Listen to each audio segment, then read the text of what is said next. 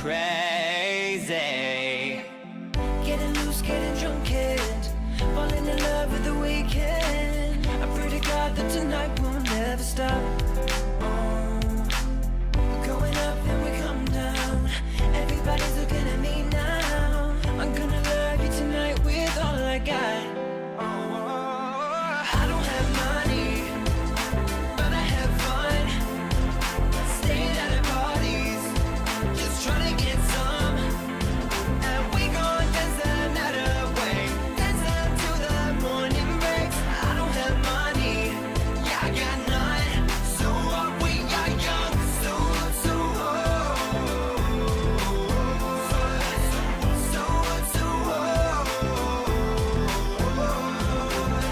getting loose, getting drunk and falling in love with the weekend. Waking up with my best friend. We're going up then we come down. Everybody's looking at me now. Why is the music so goddamn loud? I don't have money, but I have fun. Oh yeah. Staying at the parties, just trying to get some. And we gon' dance the night away, dance until the morning breaks. I don't have money, yeah, I got none. So what, we are young, so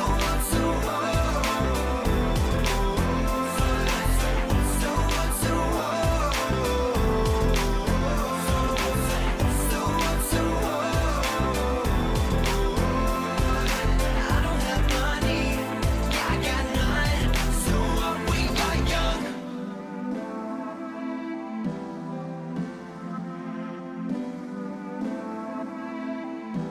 So what, we are young.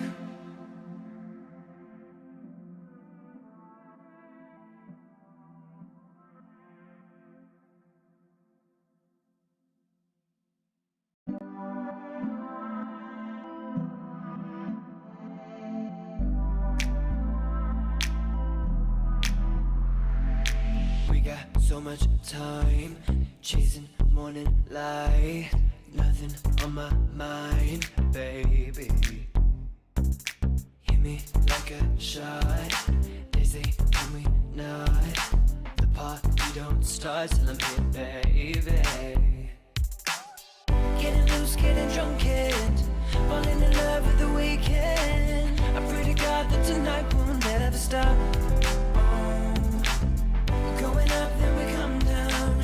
Everybody's looking at me now. I'm gonna love you tonight with all I got.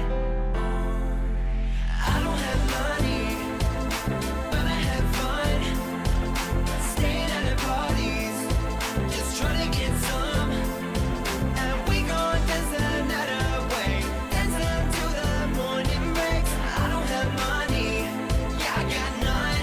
So what, we are young. Skipping the red lights, call it color blind. I'm risking my life, baby. Ignoring all the signs, I'm rolling the dice. Look what a sacrifice, it's crazy. Getting loose, getting drunk and falling in love with the weekend. I pray to God that tonight will never stop. We're going up then we come down. Everybody's looking at me now. I'm gonna love you tonight with all I got. I don't have money, but I have fun. Staying at the parties, just trying to get some. And we gon' dance the night away, dance until the morning breaks. I don't have money, yeah, I got none. So what, we are young, so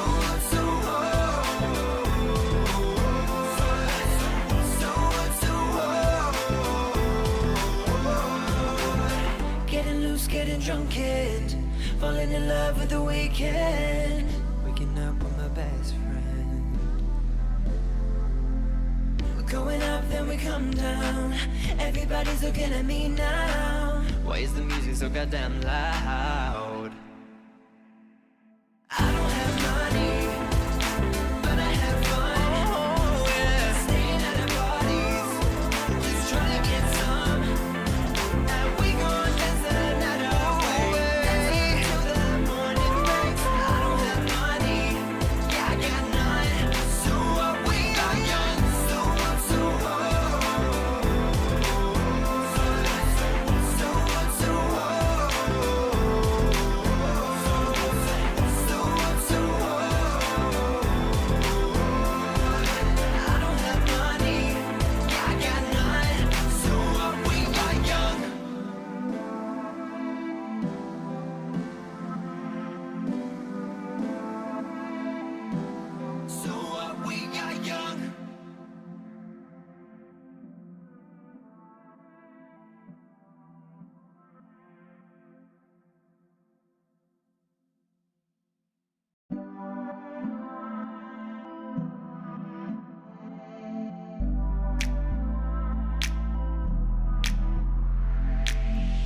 so much time chasing morning light.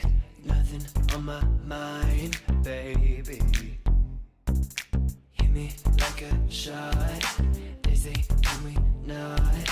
The party don't start till I'm here, baby. Getting loose, getting drunk, and falling in love with the weekend. I pray to God that tonight won't never stop. We're going up, then we come down. Everybody's looking at me now. I'm gonna love you tonight with all I got. I don't have money, but I have fun. Staying at the parties, just trying to get some. And we gon' dance the night away, dance until the morning breaks. I don't have money, yeah, I got none. So are we are young. Skipping the red lights, call it color blind. I'm risking my life, baby. Ignoring all the signs, I'm rolling the dice. Look what a sacrifice, it's crazy. Getting loose, getting drunk, and falling in love with the weekend. I pray to God that tonight won't never stop. We're going up, then we come down. Ladies and gentlemen, please welcome a man who's clearly still in shot. It's Lewis Jones. Woo! Yeah! Woo! Yeah! Hello, thank you, you people. You don't need to do that. Hey, how's it going? Merry Christmas. Merry bloody Christmas. We're here. We made it, guys. We made it. Many didn't. Many didn't. Many are dead. Many are dead. But we're here. That's all that matters, right? Hope you're well.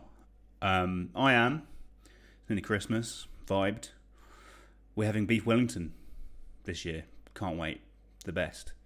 And I'm done. I've not. This is the last thing that I've got to do for the year. I had my essay in yesterday, my feature. Did it. Done it out of the way. And then really allowed that amount of stress that I'd had about that to continue by really rushing this quiz. Rushing. The ideas have been percolating for a while, but it was only in the last couple of hours that they've appeared. Hey, I've just got a message from my mum saying we can't see you. I think you can see me, right? Let me know in the chat if you can't see me or if it's just my mum. It's probably just my mum. Bless her. Maybe she's deaf now. No, blind now. She's gone blind. Hello to the people in the chat. I've asked people to say what they're drinking. Myself, I'm on an old fashioned. I've got really big ice cubes. I'm in love with them, to be honest. The big ice cube mold is maybe the best thing I've ever bought. That is on the rum and coke. Great choice. Phil has a cold ale ready. Demi's got some wine that's bad. Better than nothing, right, Demi? They know what's what. Tom was on a rum and coke, but now he's on red wine and cheese board. Love it. Miz is on the homemade mulled wine. Superb. It's very snowy where she is, so it's a great choice. Nigel's on a tiny rebel Stay Puffed. Great. Josie's on some white wine. Should have mulled some cider. Matt the Whale, a mug of coffee in my Hibs mug. Not ready for this. It's going to be fine. We're going to be fine. Everyone else can see you. It's clear just my mum. That's great. Good to hear.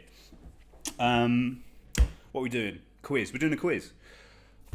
It's been a while, isn't it? It's been a while since my last one. That was fun. And my birthday. Thank you everyone who came to that one. But it's Christmas, the two main celebrations of the year. We're here doing a quiz. That's what it's all about.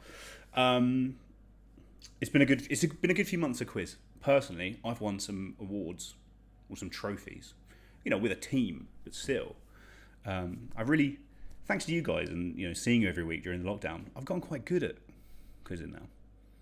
I was always quite good. I think I'm better. We'll see. Phil says Rachel on pink gin and apple juice. That sounds nice. Apple juice, an underrated mixer for sure. Cam's on the bleach until the vaccine comes around. Good advice. Taking advice from Trump. Tom says he can't see me. I don't know if he's just doing a joke because my mum said that. It could be. I can see me. And that's the main thing, I think. Robert says congrats. Thanks, Robert. Thank you for being here. A new man to the quiz. He's not played it yet. And I know there's going to be a lot of people who are delighted to see that Yaroslav's back. It's been a while. People loved him. But there was a few quizzes people were telling me, "Where's Yaroslav? Go have Yaroslav. He makes the quiz, and he's here. He's making it." And because I mentioned getting trophies, all the people that I've not yet got a trophy who won the quarantine quiz asking for a trophy, I will get you a trophy. The weight is what matters. Rod says, my pineapple tree is looking fabulous. That's very kind, considering it's very much dying. Turns out, Sheffield in autumn winter, not a great time to grow a tropical tree. You keep it in your brightest, most warm room, does nothing. Shan says, wants to shout out for my mum's fudge.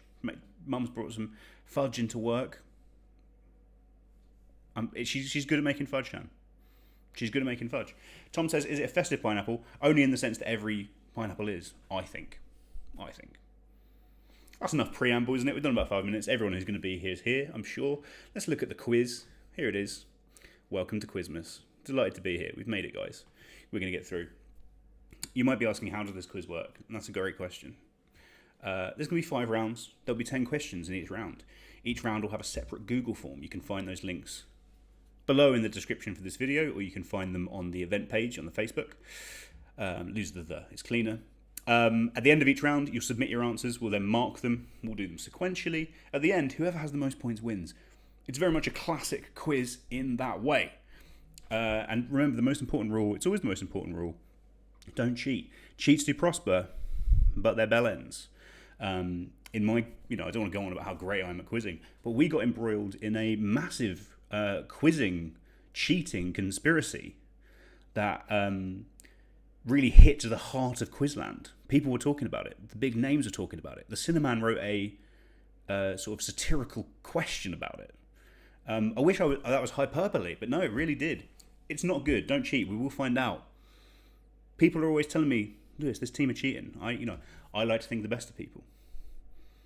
Think the best of yourselves. It's Christmas. You will get on that naughty list if you cheat. So please don't cheat. There's going to be a prize. What is that prize? My favourite present, your favourite present, and in an article I read today, economists say it's the best present, cold hard cash. 50 English pounds will be wanging it your way should you win this quiz. So, do your best. Where does that money come from? Does it come from the magic money tree, where all of clearly the Tory government, who don't have money to pay for basic services, do find like £27 billion just to give to their mates? The money tree exists for that. That's not where I get the money from. The money tree is not relevant to this quiz. The money comes from donations. Those donations come from you. So if you want to wang me a couple of quid, you can do by going to paypal.me/LJ47. A few kind people have already done a few donations. Let me find my PayPal app so I can tell you who those kind people are. My favourite one of them was actually sent to me 2 weeks ago, which was surprising, but nice.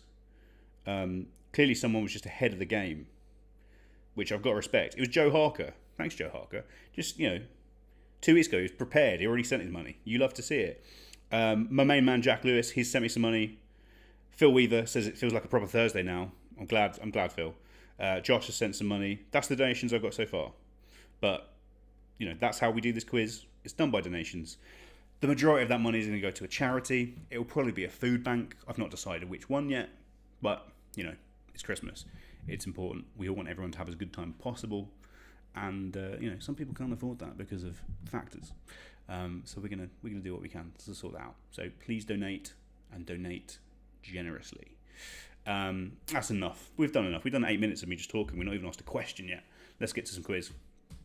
The first round of this quiz is mucho más, which I believe is Spanish for much more. But as you know, it's also the end of Christmas, right? Christmas. We concentrate on the Christ a lot of the time. We love, he's got a manger, all that stuff.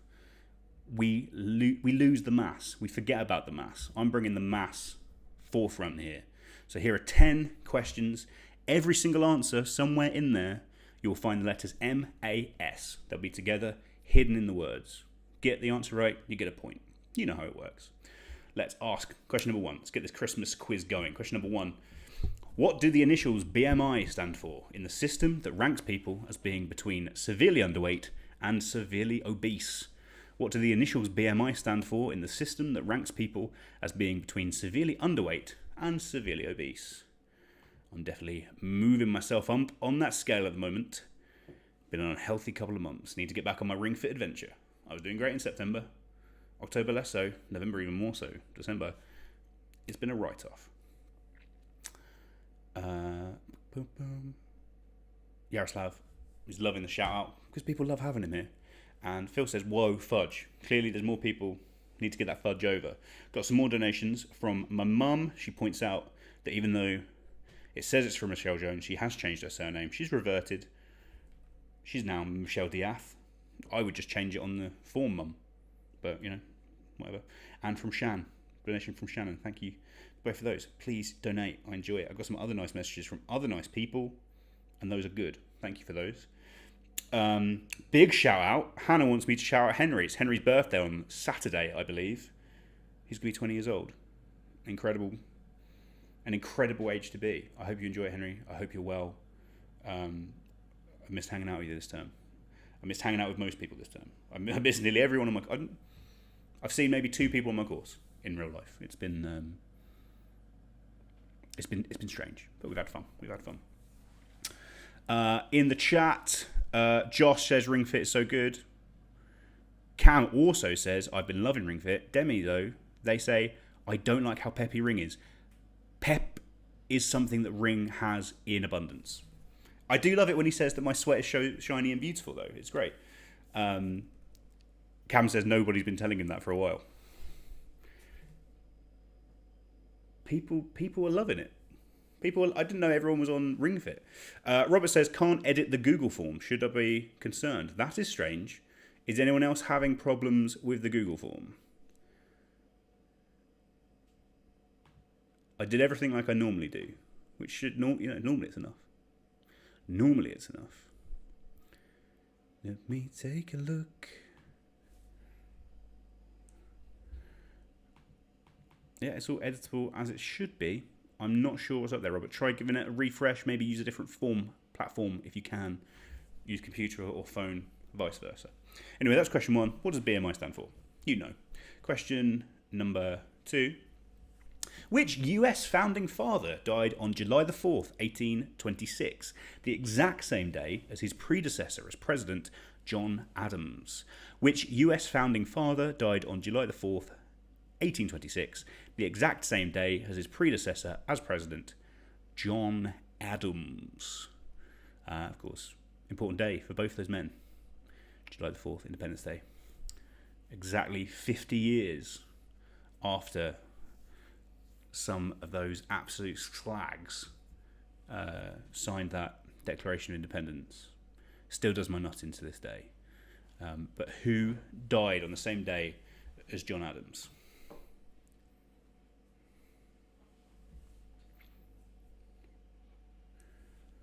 Robert says he's good at breaking things, so it's probably on his end. I hope you sort it out, mate. Henry says thank you. He says he looks forward to seeing you next semester, hopefully, and being slightly closer to being as old as you. You'll get there one day, mate. I believe in you. What's happening in the chat? More messages. More donation. Let me check up on the donations. Sometimes my PayPal app can't handle how many donations I'm getting. So that's question number 2. Name that US founding father. Question number 3. Widely considered to be one of the best officiants in the game, who is the only female member of the select group of referees and referees' assistants for the Premier League? Widely considered one of the best officiants in the game, who is the only female member of the select group of referees and referees' assistants for the Premier League? Donations loading. Got some money from Linda Quinney, absolute legend. Richard Boyles, absolute legend. Victoria Ives, legend. Yaroslav, legend. Helen Wilson, legend. Jenny, legend. All legends. All stone cold legends. Sending a couple of quid over. Miz, I missed her out. She's there. Miz, thank you. Love you. The best. Got a lovely card from New York from Miz this week. Gave me a big old smile. It was a delight. I'll be there soon. I hope. I realise I'm not drinking my drink. I should drink my drink. I'm acting drunk, but I've not had a drink yet. It's a good old-fashioned. I've made a good old-fashioned. What can I say? Even without orange peel. So that's widely considered one of the best officiants in the game, who's the only female member of the select group of referees and referees assistants in the old Premier League. Question number 4. Nassau, or Nassau? Nassau, maybe. Never read it out loud. Nassau. Let's go with Nassau. Nassau. Nassau is the capital city of which Caribbean nation that has Elizabeth II as its head of state? Nassau is the capital city of which Caribbean nation that has old Elizabeth II as its head of state? She's probably bleeding them dry as well. I joke.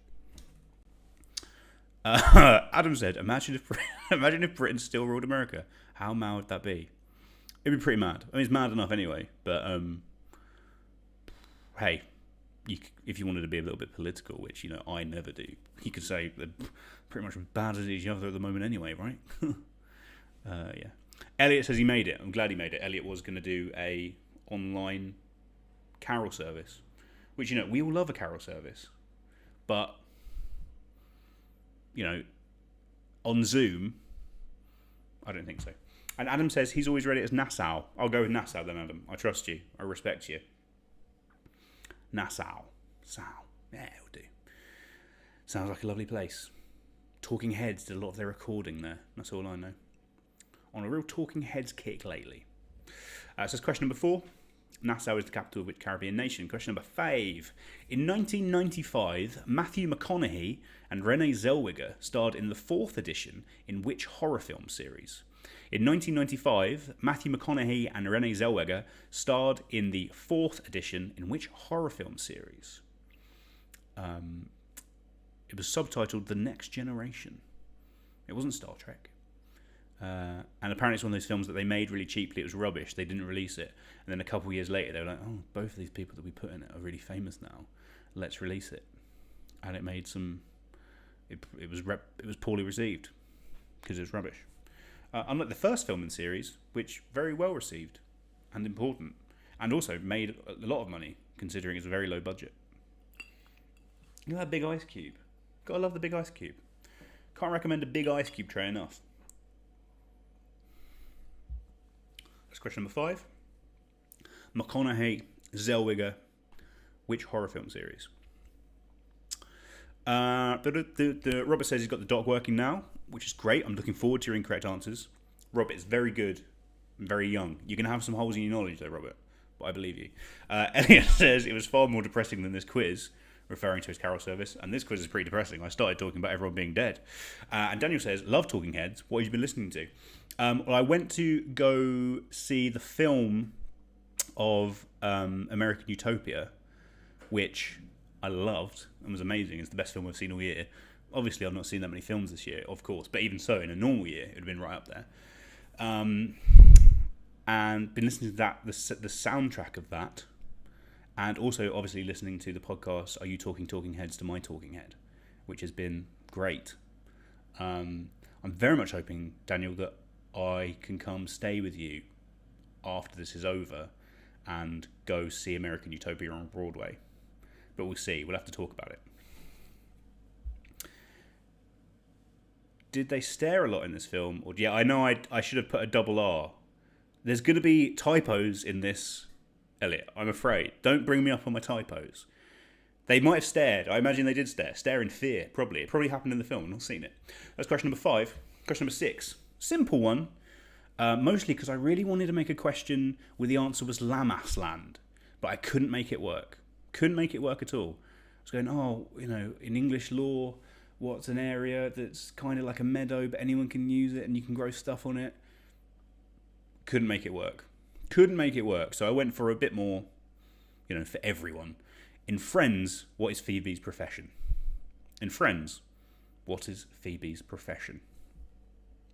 Nice and simple.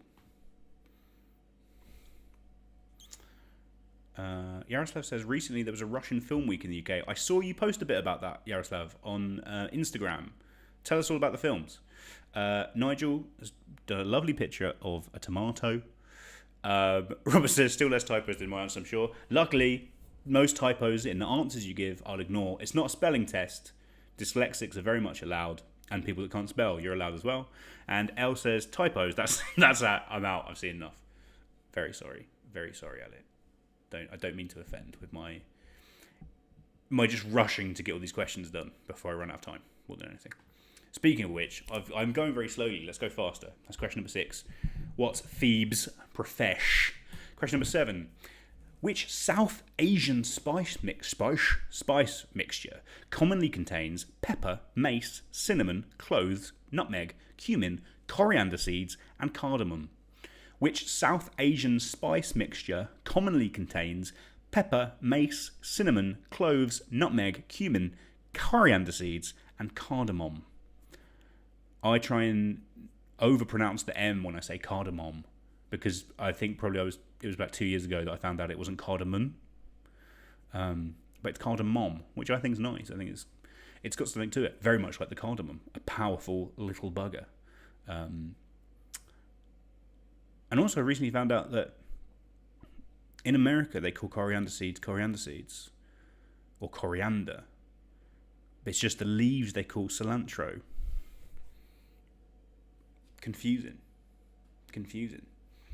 But the one time I was in America and I bought some cilantro and made a lovely curry for Daniel and Miz, it was enjoyable for me because I was like, yeah, cilantro. Great days.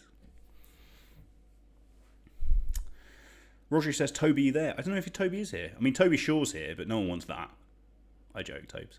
I'm not sure if the other Tobes is here. Too many Tobys. Yaroslav's the agenda was kind of propagandic. I mean, hey, I don't want to cast aspersions on Russia, but it does fit in with some things I've heard, for sure. So that's question number 7. Name that spice mixture. Question number 8. In which series of video games would you be able to see Mario attack Pikachu with a baseball bat? In which series of video games would you be able to see Mario attack Pikachu with a baseball bat? Just normal game. Cam says, fucking hate coriander leaves. Strong words. I know that some people really are against coriander. My friend Nina absolutely hates coriander. She's always going on about it. But I believe that it's like a scientific thing. It's like the can you smell asparagus pea? I think it's a similar category where you've got it's something inside you. So I don't blame you, Cam. If I had a inbuilt switch that meant I hated it, I'd hate it too. I think it's only a shame. Rob says, I thought this was just my dreams. Hey, in many dreams, we love to see a Pikachu get beaten up by a baseball bat. But you can live those fantasies out in a game series as well. Name the game series. Very popular. Let's see if there's been any more donations. Yeah, the number's gone up, which normally means yes. Donation from Cam, absolute legend. He loves this quiz. Thank you, Cam. Daisy says, what question was the football referee? We missed it, and now we have to fix our answer order. I'll quickly flick. I normally don't go back, Daisy, but I will for this reason. Number 3 was the referee. Number 4 was Nassau. Number 5 was the horror film series. Number 6 was Phoebe's profession. Number 7 was the spice mix. Number 8, video game. Let's move quickly to number 9. That is, what was the real name of the Walmart yodeling kid who went viral in 2018 and appeared on the 3rd remix of Lil Nas X's Old Town Road? What was the real name of the Walmart yodeling kid who went viral in 2018 and appeared on the 3rd remix of Lil Nas X's Old Town Road? I thought I'd throw something in about young people and internet culture. Because why not? Robert says it was question 3 because there's just a question mark next to his answer sheet. Yeah, fair enough. It's a harder question. Got to throw him in somewhere. Aston Villa Burnley ended 0-0. I hope the Villa fans, I think Nigel was here. No, Austin? Who's it? Someone who's... No, it's Nigel. Yeah. There's Villa fans in the house. That's all I know. And I hope they're happy with the 0-0. I'm a little bit annoyed because looking for a bit of a difference maker in FPL, I did captain Jack Grealish. I thought, Burnley, Didn't work out. But, you know, that's me in fantasy football this year. Not working out. So that's question number 9. What was the real name of the Walmart yodeling kid? And question number 10. Which figure of French folklore, written to be the twin of King Louis XIV in a novel by Alexandre Dumas, was played by Leonardo DiCaprio in a 1998 film? Which figure from French folklore, written to be the twin of King Louis XIV in a novel by Alexandre Dumas, was played by Leonardo DiCaprio in a 1998 film? Who was that? What's the name of that guy? Let me know. I think that is pretty much everything for round 1. I mean, it's a 10-question round, and I've asked you them. So, if you've got your answers, you can submit. There's some things I ask you to do. Answer every question. If you haven't got an answer, you know that MAS is in every answer. So make a guess. Spell your team name correctly. This is the first time you put your team name in, of course. But, you know, if you could, make sure you spell it every single time. It will help me score it so much easier. So I'd appreciate that. Once you've done all of that, press submit. It will come through to me. I'll get marking. I'm going to give you until 8 o'clock to get those answers in. And we'll come back and I'll give you what the answers were. So I'll see you in a moment. I'm going to pop up some music, obviously, during the break. So thank you to old Alan Evans, who gave us that big track at the start. It makes me feel ready for this quiz, that song. And a lot of the other music in the breaks is from our friend and competitor this evening, Daniel Penner. Thank you to both of them for their music. See you in a second. The curtain's still lowered, it's just before dawn. I'm standing here wondering I've waited so long. By the time the clock strikes 6, I'll be somewhere far, far away. No matter all the tears you shed when you asked me to stay.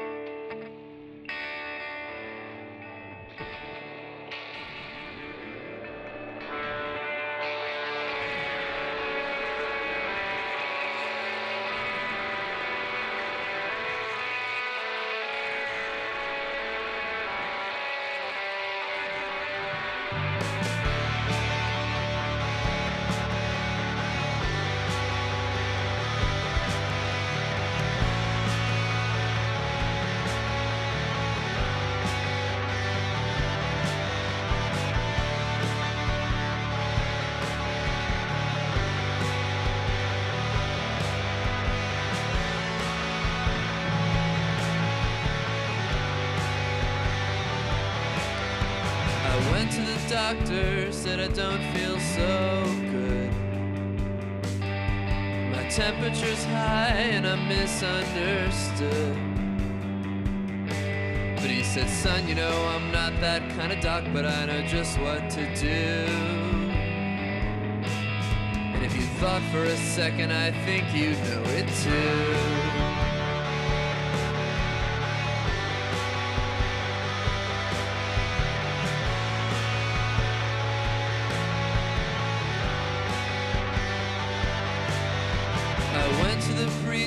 Said, Father, I've sinned.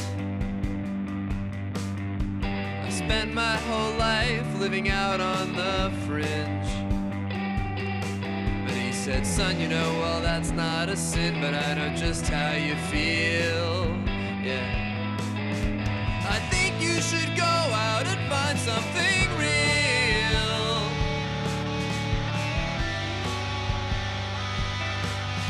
So go ahead and wipe that sad look from your eyes.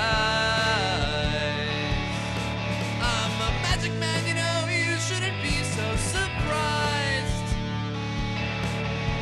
I've had a lot of practice, so really there's nothing to fear. Won't all of you please sit back, relax, and watch me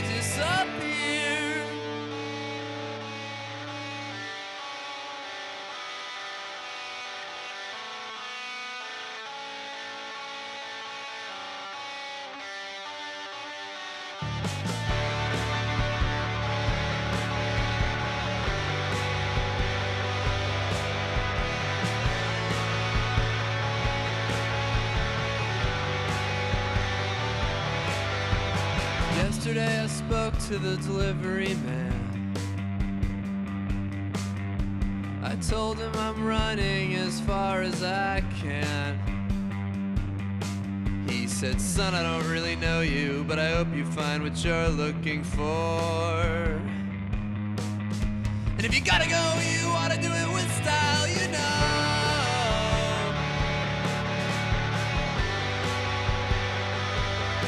Yeah, so go ahead and wipe that sad look from your eyes. I'm a magic man, you know, you shouldn't be so surprised. No, I've had a lot of practice, so really there's nothing to fear.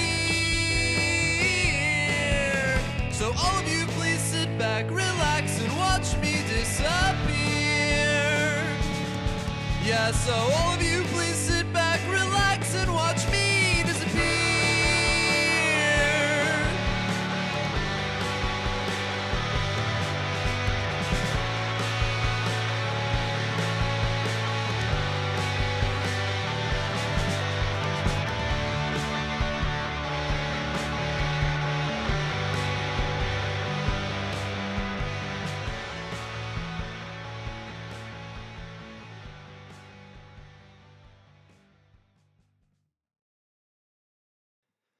The curtain's still lowered, it's just before dawn. I'm standing here wondering I've waited so long. By the time the clock strikes 6, I'll be somewhere far, far away. No matter all the tears you shed when you asked me to stay.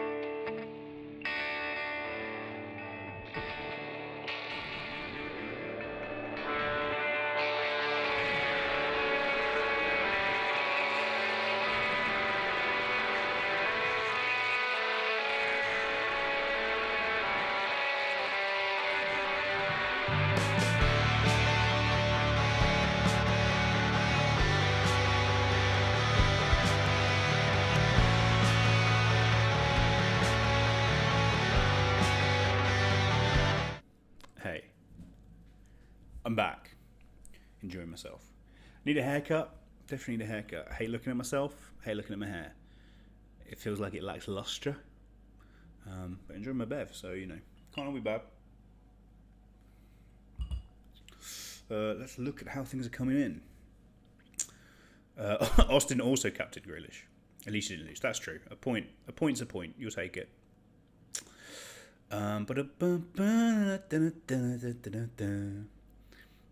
Quizmas round 1. Let's see how many we got in, baby. Got 30 teams, which is a lovely number of teams. Got some great names there. Some people I love to see. Some new names. Some delights. It's a dream. Some good team names. Of course, this is a massive example. It's a great time to say publicly regarding the team Baby Quizny, Captain Daisy Botha. Daisy's pregnant. It's probably the only good news I've heard all this year. I'm delighted. I love you both. I can't wait to meet a small baby child that's going to come out of you. That can happen is crazy. How's that happen? I don't know. I do know. But, you know, what a mad world. A delightful world. Yeah, I've got 31, 32. 32 in now, which is a good number. Thank you all for being here. Let's look at the answers, shall we? Yes, if I press the correct button. There we are, answers. Here are the answers. So if you've not already put your thing in, you're donezo. Shannon says she forgot to submit. Beautiful, beautiful, Shan. And also Toby, Josh wanted me to say what Toby's team name was. It's 2 boys wanking from home, where's our trophy, Lewis, ? Hope you're well, which is very nice. Kind of him. Very kind of him. Also seems to be that Rod's submitted twice. Clearly you got a second answer that was good, Rod. That's, you know, why not? I'll make it work. I'm prevaricating. Let's look at the answers. Let's go. Question number 1. What do the initials BMI stand for? In that system that makes people feel bad about themselves and doesn't acknowledge that we all have very different body shapes and types. But hey, it's a good rule of thumb. BMI stands for Body Mass Index. You knew that. You all got that pretty much. Question number 2. Which US founding father died on July the 4th, 1826, the exact same day as his predecessor for President John Adams? John Adams was the second president. The third president was Thomas Jefferson. Question number 3. Widely considered... I'm wearing my headphones even though they're not plugged in. I don't know why I've done that. I've just realised that. That's weird. That is weird. I feel comfortable with them on, I guess. I might keep them on. I've had a drink. I've had half a drink. Widely considered one of the best officiants in the game. Who is the only female member of the select group of referees? That is Sian Massey Ellis. I'll accept Sian Massey. That's the name she most commonly goes by. But she got married. She went for the double-barreled option. Sian Massey Ellis is the full correct answer. Question number 4. Nassau, as we decided to call it, is the capital city of which Caribbean nation? A member of the Commonwealth with Elizabeth II as its head of state. That is the Bahamas. I believe one of only 2 countries with the in its name, alongside the Gambia. Question number 5. In 1995, Matthew McConaughey and Renee Zellweger starred in the 4th edition of which horror film series? That was the Texas Chainsaw Massacre. It didn't do well. It wasn't good. But they were in it, and the producers made a quick buck off of it. Question number 6. In Franz, what is Thebes' profesh? She, of course, is a masseuse. Masseuse is a gendered word. It only means a female massager. A masseur is the male version. But either so, I'll accept either because, words. Question number 7.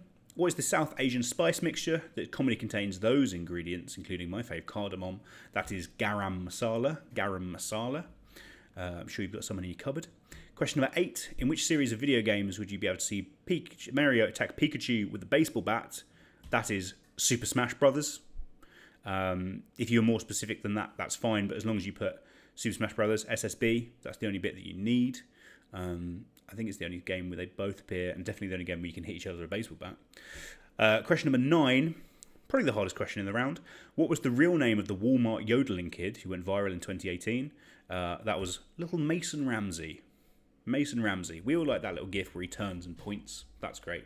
I put this question in because I thought Liam might be doing the quiz tonight. My brother-in-law Liam, and he loves Mason Ramsey because he likes country music, not because he's a nonce. Question number 10.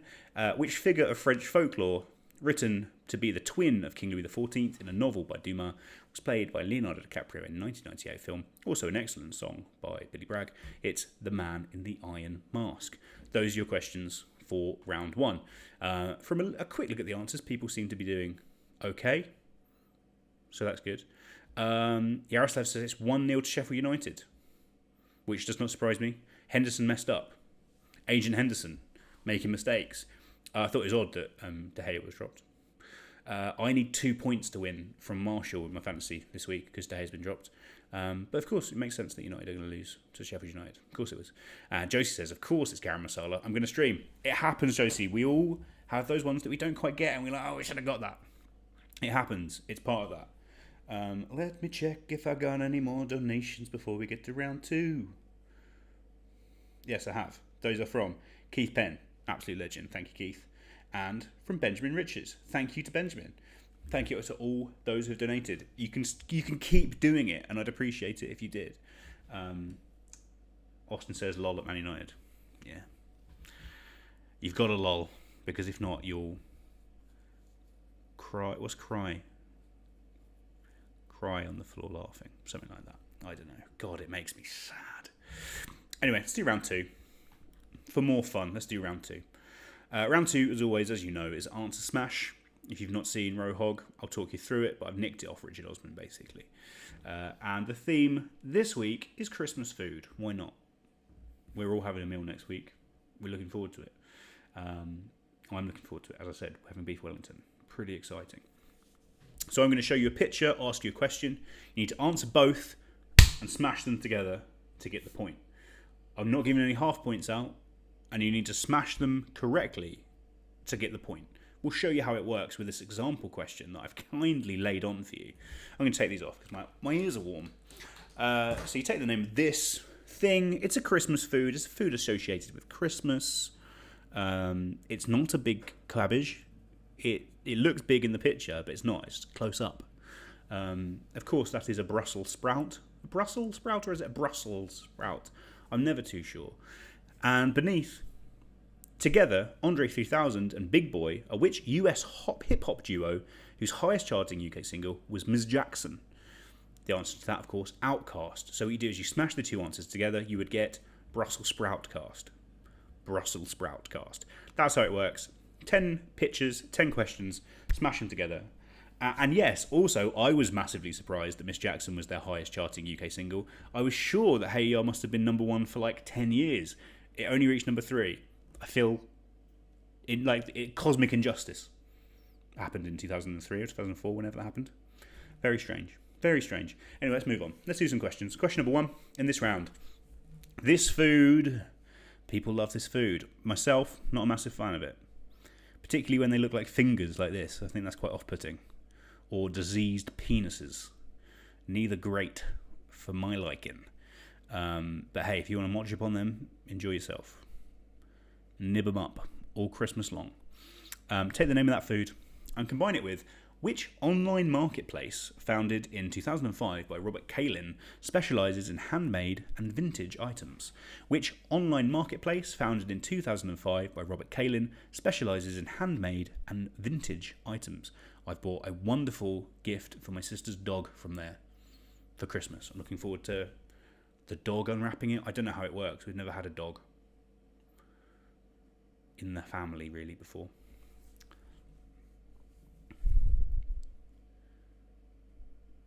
Robert says, never a good sign when I can get the examples given the view I get. Yeah, maybe it is a chance. I'm sure you can get this one. This will be good for you, Rob. Shannon says, that's a crime against music. It is, isn't it? Who wasn't... I'll look up who was number 1 when Hey Ya was out. Because I bet it's something awful and forgettable. And instead, one of the iconic songs of the millennia has not got that number 1 that it needed. But hey, at least out there in the world, you know, All I Want for Christmas Is You finally got to number 1 last week, which is nice. There's a chance, I believe, tomorrow that maybe Last Christmas could be number 1, which would be like, it's great. Because obviously George Michael was a wonderful man who did many wonderful things. But also, like, isn't the magic of... Certainly as a quiz obsessive, it's nice to know what's the best-selling number 2 single of all time. It'd be a shame to wipe that out, I think. Anyway, that's question number 1. Hopefully Yaroslav will get this from the picture. Recently he told me he tried them for the first time, and he said they were great. He was surprised at how much, you know, wrapping a bit of bacon around a bit of sausage works. Question number 2. This one... It'll be at some of your tables this Christmas, I'm sure. Daisy will definitely be having something along this line. I have no doubt, and many of you as well. But give me a name. I remember last time I think I did cakes, and there was some people like, this has many names. And yeah, sometimes there's a few different names that you can give something, right? Like this probably could have a name in it that has the word loaf in it. But that wouldn't answer Smash. So I'm giving you a little bit of a clue there. But it has to be the right thing that you can answer Smash. If you've got the question bit right and your answer at the start smashes together enough, I'll think about giving you it. But I think if you look at this, there's a good... you can make it work. So take the name of this specialist Christmas item, and then... Now known as Volgograd, which Russian city was the site of a 6-month-long WW2, that's World War II, battle believed to have had an estimated 2 million casualties. Now known as Volgograd, which Russian city was the site of a 6-month-long WW2 battle believed to have had an estimated 2 million casualties. That's one of those questions where I feel like I could have worded it better, but, you know, I had to get it written. I did what I can. Robert says your answer Smash has become me versus autocorrect. That will happen. In fact, I was having some problem when I was writing my notes in the Notes app. I had that problem about 20 times. Not great. But I think if you keep typing the same thing again and again, it works out. You'll be all right.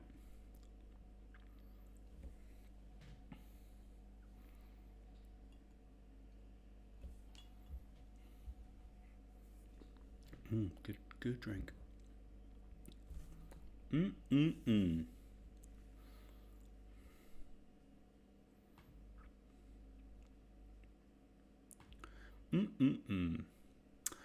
Robert says, is always food first, answer second? Yes. The picture, so in the order you see them top to bottom, picture, answer. Though I believe now in the primetime Friday night version of House of Games, they mix it up, which I respect. Good choice. Daisy says, thank you for the shout out. She's welcome. I love her very much. I love Adam very much. I love the humble child very much. It's an exciting time. So that's question number 2. Question number 3. This, here's an example recently. This sort of, I think it went viral on Twitter, where someone had made a sort of bar chart with this confectionery. Take the name of that confectionery and answer this question. Accompanied by a claymation video, which song was Christmas number 1 in 1986, 29 years after it was recorded? Accompanied by a claymation video, which song was Christmas number 1, 1986, 29 years after the song was recorded?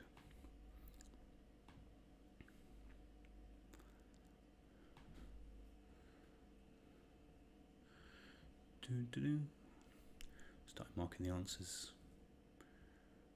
People have done well. People have done well. Some great wrong answers, which I always like to see. I love the made-up names that people have come up with for Sean Massey. Thomasina Thomason. Superb. Right, it's a wrong answer. And I can't give you anything for it. But it's a really good one. And that's what matters. You're trying your best. Quizzing is mostly guesses. That's one of my big mottos.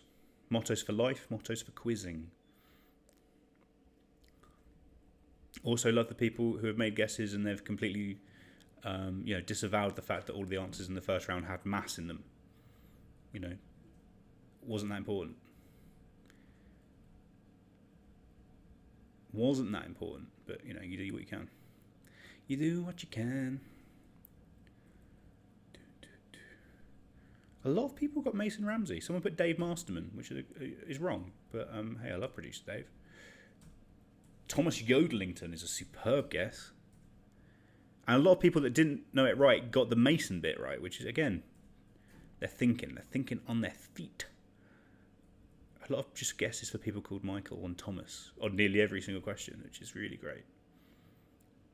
But that's round 1 marked. Speedy. And also, I better work out how many people are doing the quiz tonight. 95. Superb numbers. Thank you all for being here. Anyway, so that's question number 2. Smash those sweets with the song that was number 1 in 1986 for Christmas time. Question number 4. This one, it's not a very interesting name for this thing. And I think it's gross. It's rank. But anything you can set on fire has to be good. So my mum tends to have one just to herself. I do quite like the smell. It reminds me of being at my Uncle Dave's and enjoying it, which is very rare. I don't really enjoy being at my Uncle Dave's any other time.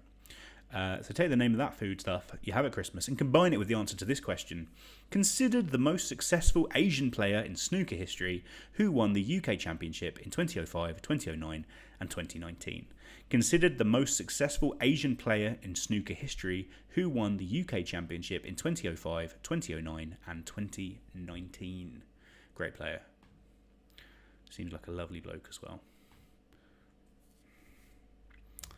Phil's done some research and he's found out that Life for Rent by Dido was number 1 instead of Outcast. That is damning of the British public. Probably the worst choice they ever made. It's caused a lot of discord and problems. Wow. I mean, we all know that we sort of over celebrated Dido. Perhaps. She had some bangers, don't get me wrong. Stands wonderful. But Life for Rent. Come on. That's just... It makes you sick. So that's number 4. Combine the food with the snooker player. Question number 5. This food, I'm looking for a 2-word term for this food stuff. Yes. A 2-word alliterative term for the food stuff. Let's say that. Particularly seen at Christmas, on desserts and the like. And combine that with the Sam Vimes Boots theory of economic injustice was created by which author who died in 2015? The Sam Vimes Boots theory of economic injustice was created by which author who died in 2015? I say, people talk about that a lot on the internet. Let me see if I can find the thing, because it's quite interesting.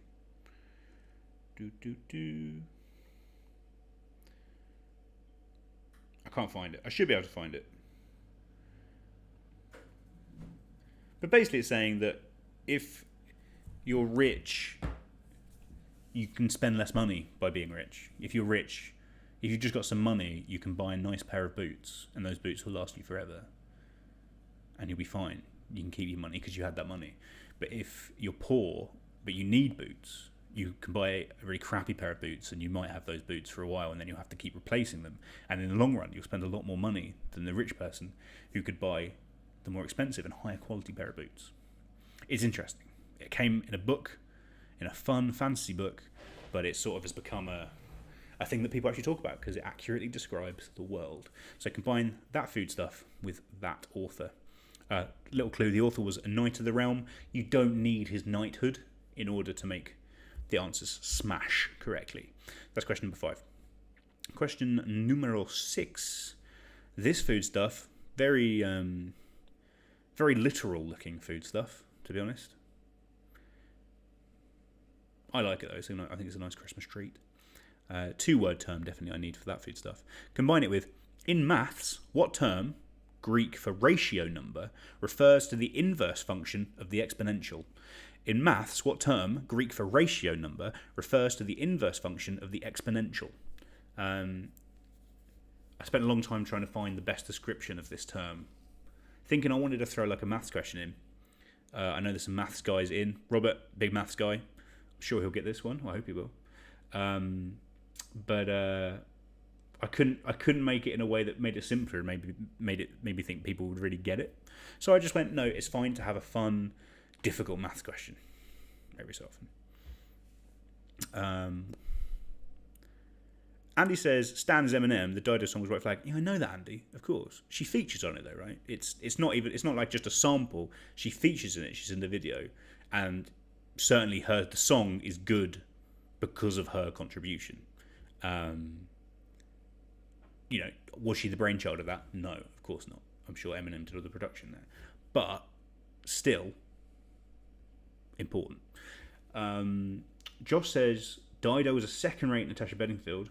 I think I can't disagree with that. Dido never came up with anything as good as Pocket Full of Sunshine, certainly. And Demi says you take that back, so there might be a bit of a war there between Josh and Demi. I hope it doesn't come to blows. Robert says, please stop giving hints on the one question I'm confident on. My apologies, I won't give any more hints on this number 6, which is name the food. That's question 6. Number 7, this food.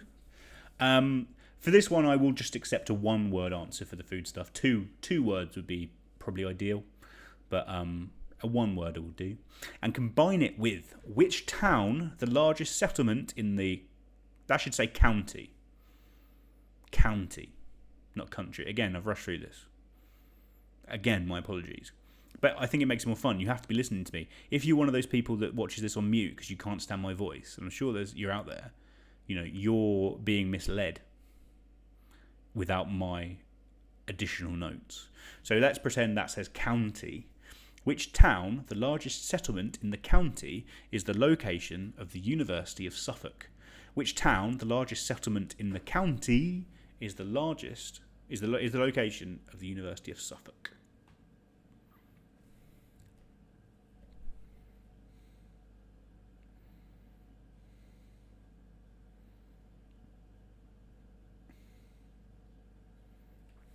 Demi says they're both second-rate imbroglias anyway. Hard to disagree with that. Torn. What a hit. What an absolute hit. And what was that Imbruglia song she did in about 2004, 2005? Shiver? That was good. I like that. I got a couple more donations. Thank you to Rod. Thank you to Vonda. Absolute legends. Thank you for giving me money. And for giving charity money, which is the most important thing. Elliot says, I can't believe it's bigger than London, because he loves picking me up on my typographical errors, and I apologise for them. But I think he enjoys them, really. I think it gives him something extra to talk about. So I can't complain too much. Let's get through these quick. Question number 8. This, I think it looks like sick. It always looks like sick, but it particularly looks like sick in this picture. Bay leaves, cloves, onion. You want to put that on food? Don't think so. So name that stuff. A 2-word term for the food stuff there, please. And though his lineage is separate from the rest of his kind, Chiron is the most famous of which creatures of Greek myth? Though his lineage is separate from the rest of his kind, Chiron is the most famous of which creatures of Greek myth? Good cue. Blood good cue. That's what I'm here for. That is what I'm here for. What's going on? Now it's got torn in my head. I'm torn. I'm already away. This is how I feel. Cold and I am shamed. Lying naked on the floor. What an absolute hit. I love it. I really do.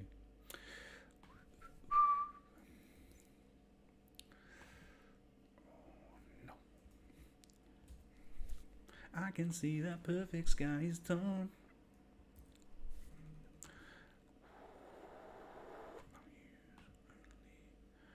That is nice. I'm just sorting out the table for everything. Doing all my own admin tonight.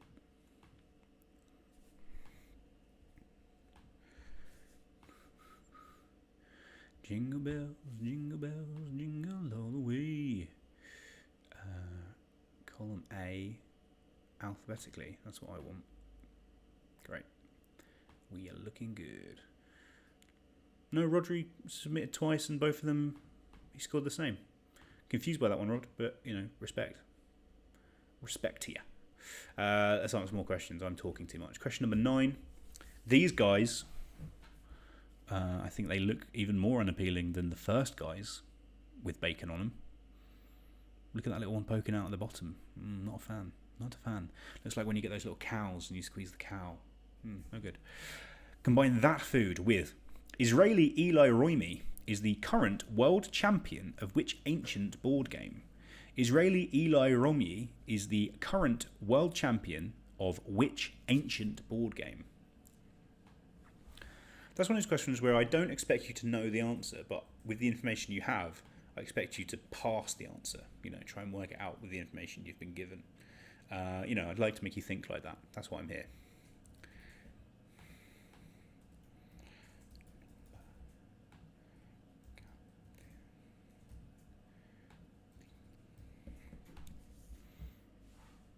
We're looking good. We're looking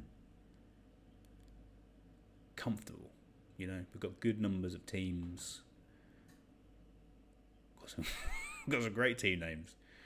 Jack Lewis is Japanese sniper on the roof of Debenhams is just, wonderful beyond words. It's a good spot. Good spot. It's where I'd be. And for those long-time watchers of the quiz, Cam's team this week are the Minty Chocolate Mince Pies. Very festive. Love to see it. So that's question number 9. Combine those two answers. And number 10, final one here. This guy, this one is one where, for lots of people, it might be a more common food stuff. But for me, this is absolute classic Boxing Day onwards, using up what you have not eaten food. Let's go for that. And combine it with the flag of Mozambique famously features which weapon crossed against a farming implement? The flag of Mozambique famously features which weapon crossed against a farming implement? That's an interesting one. I'm very happy with that one.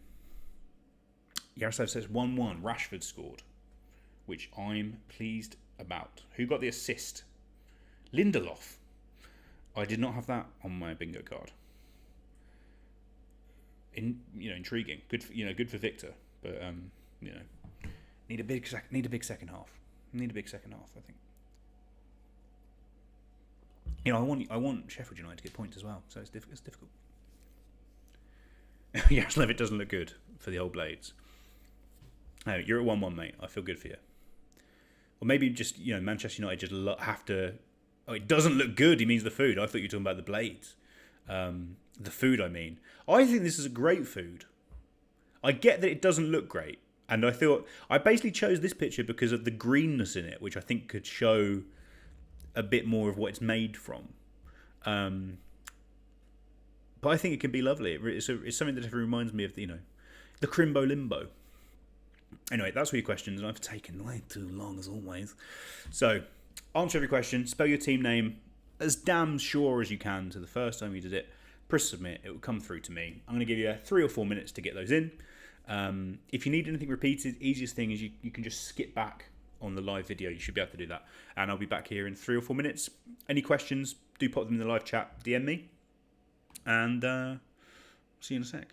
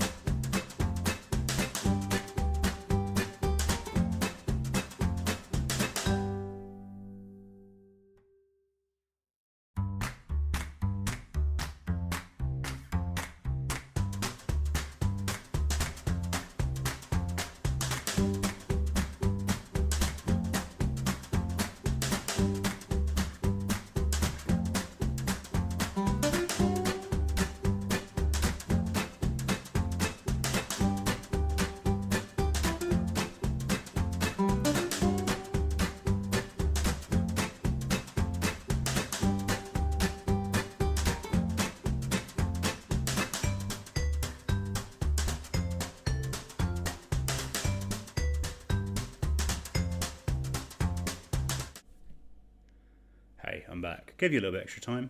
I know how it can be with the old answer smash. Sometimes you want to get those answers in. You want to give yourself a little second. Can't blame you. Can't blame you. You might have one half. You're trying to get the other half. It happens. But let me check. So I'm expecting 2019s, I think. And couple more. The party pigs just got theirs in. Couple more, get it in, and I can say you're all fine. Yeah, let's take a look at these answers, shall we? So, answer smash, Xmas food. Boom. The first one. I think I need one more team. Get him in. Whoever that team is, get him in. Get him in. There they are. We're all good. Let's go. So, question number 1. This food stuff, I'm not a fan of. People like them. It's a bit of sausage wrapped in bacon. I just don't love it. Those, of course, are Pigs in Blankets. The online marketplace that specialises in handmade and vintage items is Etsy. The correct answer, Pigs in Blanketsy. Pigs in Blanketsy. You only need to add a Y on the end. I thought it was fun. Question 2.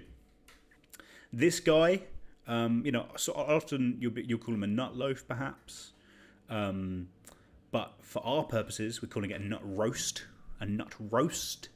And, now known as Volgograd, which Russian city was the site of a 6-month-long WW2 battle, believed to have had 2 million casualties. That is Stalingrad. The correct answer, nut roast Stalingrad. Nut roast Stalingrad. Those kids will never know what happened to the Stalingrad, as Mark Corrigan says, I believe in the first episode of Peep Show. Question number 3. These guys, I love the coconut myself. Decent number of coconut in this lot. And decent number of the strawberry thing as well, which I like a lot. But as you can see, they've been vastly underserved on the purple one, the nation's favourite of this sweets. They, of course, are Quality Street. And the claymation single, it was Jackie Wilson. Old Jackie Wilson said the number one single in 1986 was Reet Petite. So the correct answer, Quality Street Petite. Quality Street Petite. Question number 4. This fiery guy. I was recently thinking about the etymology of puddings. What makes a pudding when we're calling things a pudding? How does it work? I don't really know, but it is one. Probably it's made of suet. Everyone loves a bit of suet. And this might be my favourite answer in the game. So that's a Christmas pudding.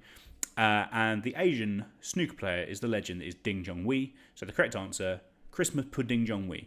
Christmas pudding Zhonghui. Lovely stuff. Question 5. This guy, so it's a 2-word literature term. You put it on stuff. I don't love it. I think it's good. But it's mostly made of the 2 title ingredients. Primarily it's butter. That's the important bit. And also brandy. It's brandy butter. And the Sam Vimes Boots theory of economic justice, I put the apostrophe in the wrong place on this one. On the first one, it was fine, luckily. It was created by which author? That was Terry Pratchett. So the correct answer, Brandy Buttery Pratchett. Brandy Buttery Pratchett. Buttery Pratchett. Number 6, it's a log, and it's at Christmas time, or Yule. It's a Yule log. And the mathematical term referring to the inverse function of the exponential is a logarithm. So the correct answer, Yule logarithm. Very good. Question 7. These guys, one of my favourites at Christmas. Though as a child, I didn't like them, and I always thought at Christmas lunch, even like a just Sunday lunch, I always thought my mum was trying to sneak them into our dinners. But normally they were just roast potatoes. But sometimes I'd be like, this looks too much like a parsnip. I was a stupid child. But specifically, those are some roast parsnips, but I'll accept parsnips. And the town, the largest settlement in the county, that is the location of the University of Suffolk, of course, is Ipswich. The correct answer, parsnipswich. Roast parsnipswich. That one's fun. Question 8. This absolute baby sick looking monstrosity is a sauce made out of bread. Ridiculous. It's bread sauce. And I think Chiron is like the son of Kronos or something, but all of his other ilk are like the son of Ixon. It's very confusing. I read those Stephen Fry books. They were good. He's a centaur, so the correct answer, bread sauce centaur. Bread sauce centaur. Number 9, like a half vegetarian pig in blanket, really. No, it's not how it works, is it? No, it's not. It's a prune wrapped in bacon. I'm sure it's good if you're into that. That is an angel on horseback. Or is it a devil on horseback? We'll find out when I press the button. It's a devil on horseback. Angels on horseback are oysters wrapped in bacon. Yes. It's a devil on horseback. And, of course, Eli Romney, he's the world champion of which game? Backgammon. And question number 10. Maybe this is my favourite answer. Because it's the oddest. But I know there's some real quiz heads out there that would have got this answer for sure. That is when you fry up all of the remains in like a big patty. I hate the word patty. I don't know why I said it. That's bubble and squeak.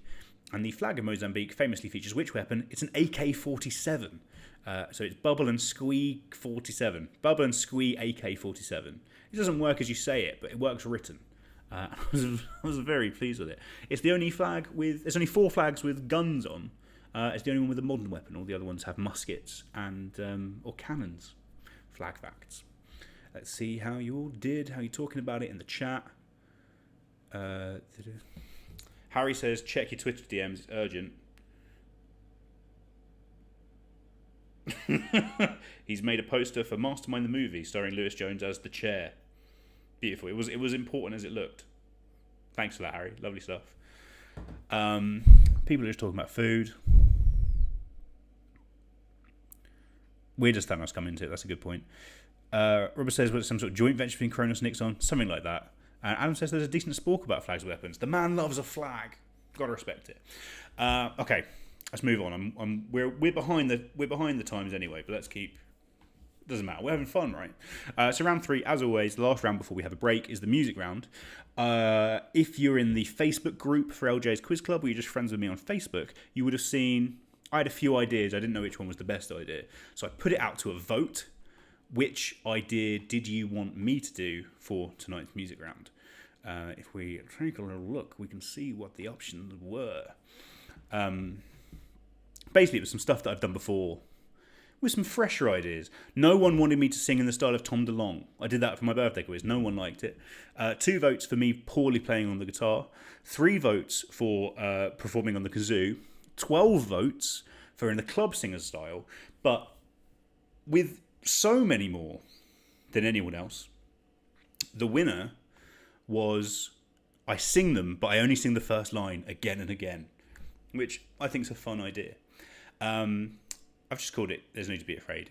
I think I'm going to be afraid because I think I'm going to sound awful, but it'll be fun, and that's what it's all about. So how it's going to work, I'm going to sing 10 songs. What songs, you ask? It's a good question. It is a very good question, got to admit. Those 10 songs were all Christmas number 1s in the UK.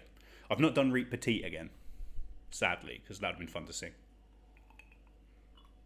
But it's 10 songs that have all been number 1 on Christmas Day in the UK charts. I'm going to sing the whole song, but the only lyrics I will sing are the first line from the song, and I will keep singing that line again and again and again. You'll see how it works. All I need you to do is name the artist each time. That's the game. For this, I'm going to take my glasses off. I'm going to wear my headphones so I can go on Spotify and sing along badly. Taking the glasses off so you can't see the reflection more than anything. But let me do. So we should be ready for song number 1. Okay. Here we go. Good luck, everyone. This is number 1. Remember, all I need you to do is name the artist who had a number 1 at Christmas with this song.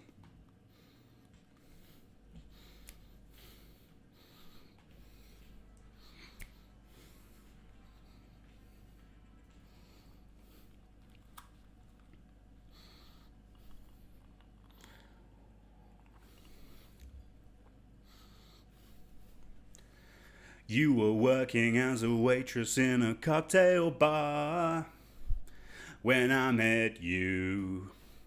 You were working as a waitress in a cocktail bar when I met you. You're working as a waitress in a cocktail bar when I met you. You were working as a waitress in a cocktail bar when I met you. You were working. You were working as a waitress in a cocktail bar when I met you. You were working. You were working as a waitress in a cocktail bar when I met you. You were working as a waitress in a cocktail bar. When I met you, you were working as a waitress in a cocktail bar. When I met you, you were working as a waitress in a cocktail bar.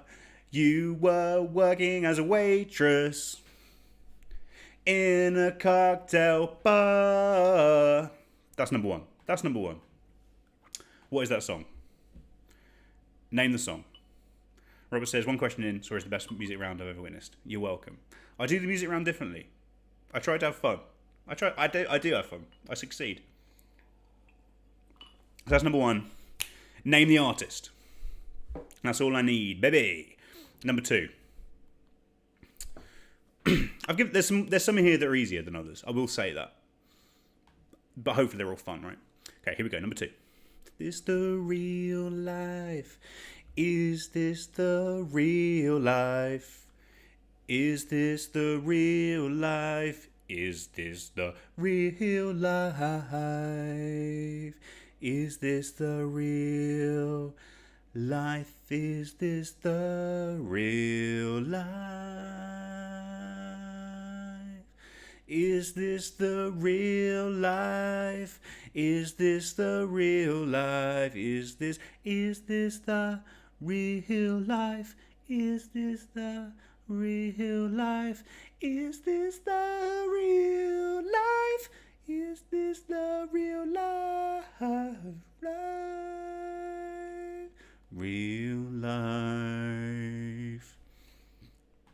I'll stop there, that's enough. As I'm sure you know, that one could go on for a while. Wouldn't do that, yeah. That's number two. Question number three. Let me check what it is. Okay. I think this one's fun. Remember, all I need is the name of the artist who had a Christmas number one with this record. Here's number three.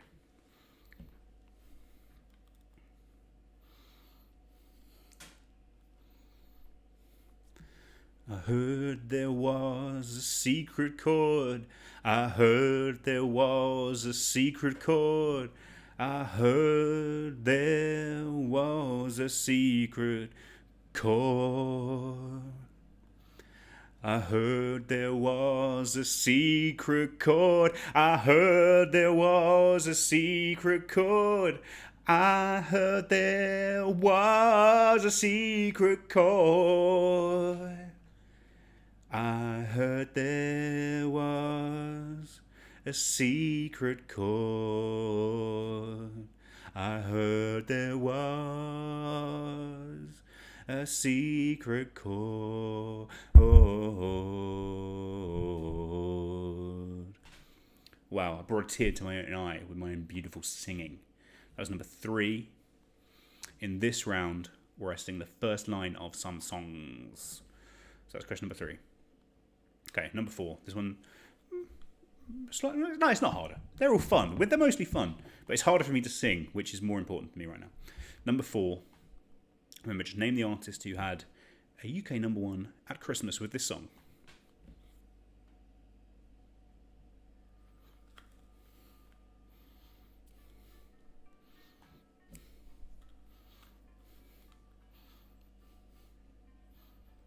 Baby, no, I've come in too early. Baby's good to me, you know. Baby's good to me, you know. Baby. It's good to me, you know. Baby's good. Baby's good to me, you know. Baby's good to me, you know. Baby's good. Baby's good to me, you know. That's enough. I'm not going to keep going. The chorus would be harder for me to do. So that's number four. Name that artist. Number five. Speeding along now through the hits of the ages. This is probably my favourite one. Let's see how it goes. Mostly because the first lyric is kind of mad that I've never really thought about it before. Craig David.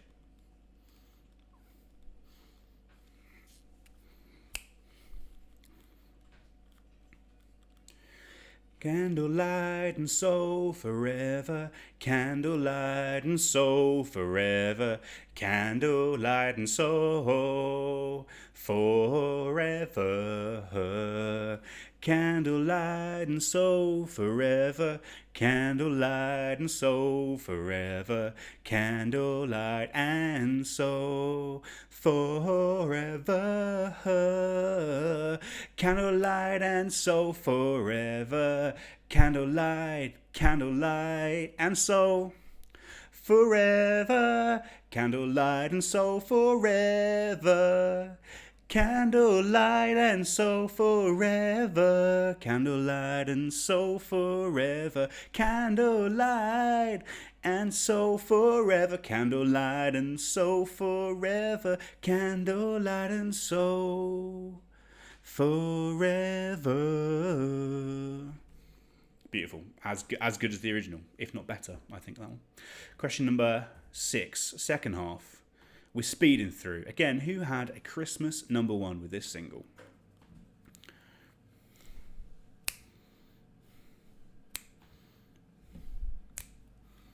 This one's definitely much more in my range, so I'm quite happy about it.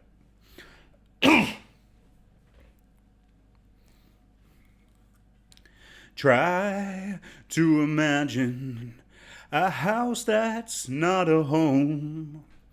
Try to imagine a house that's not a home. Try to imagine a house that's not a home. Try to imagine a house that's not a home. Try to imagine a house that's not a home. Try to imagine a house that's not a home. Try to imagine a house that's not a home. Try to imagine. Yeah, much more my level there. I press pause, it's not pause. There we go. That was number 6. Number 7. Let's see how people are reacting to this. Lots of people enjoying it / thinking I'm having a breakdown, which is kind of what I go for. Adam says, when it's the name of the artist round, Lewis says starts crashing by Craig David. I was doing an impression of Craig David on the front cover of his album Born to Do It. I wasn't saying it was Craig David. He's never had a #1 Christmas single, for God's sake. He deserves one. Great guy, but never made it. Never made it, sadly. Okay. 7. Number 7. Who had a Christmas #1 with this? This one's not great. Hey, love you, boy. Wait, I'm going to do it again. Okay, here we go. You say I love you, boy. You say I love you, boy. You say I love you, boy. You say I love you, boy. You say I love you, boy. You say I love you, boy. You say I love you, boy. You say I love you, boy. You say I love you, boy. You say I love you, boy. You say I love you, boy. You say I love you, boy.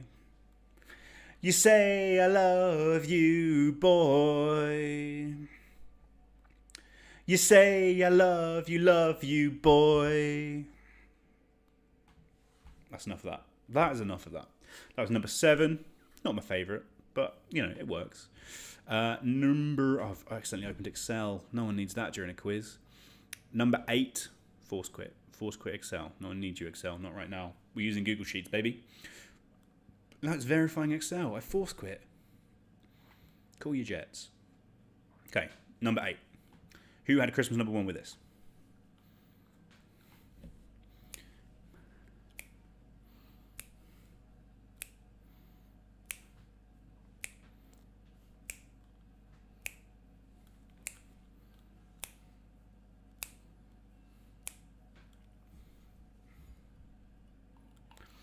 Looking from a window above, looking from a window above.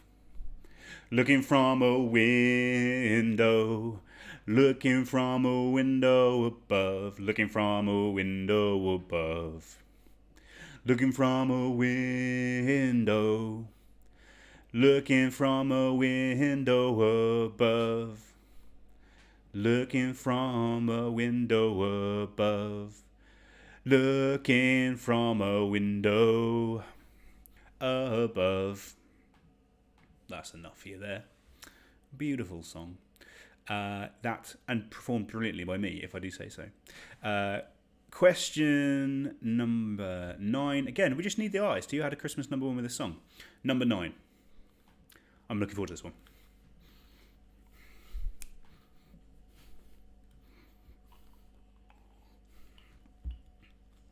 Disco dancing with the lights down low.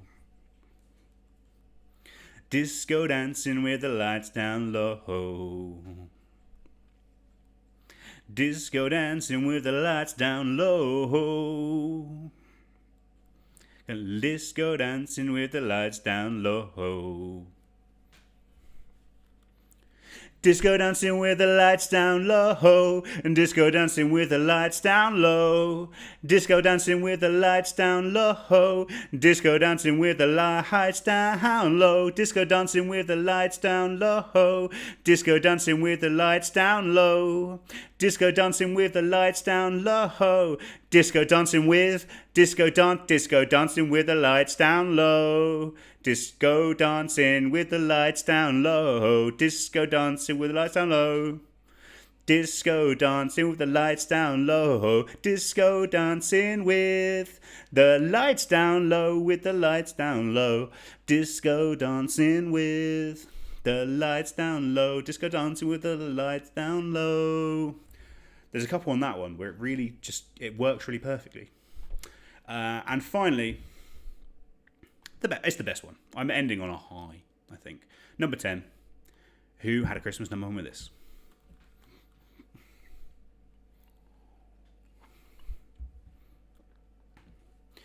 You're hanging up your stocking on the wall.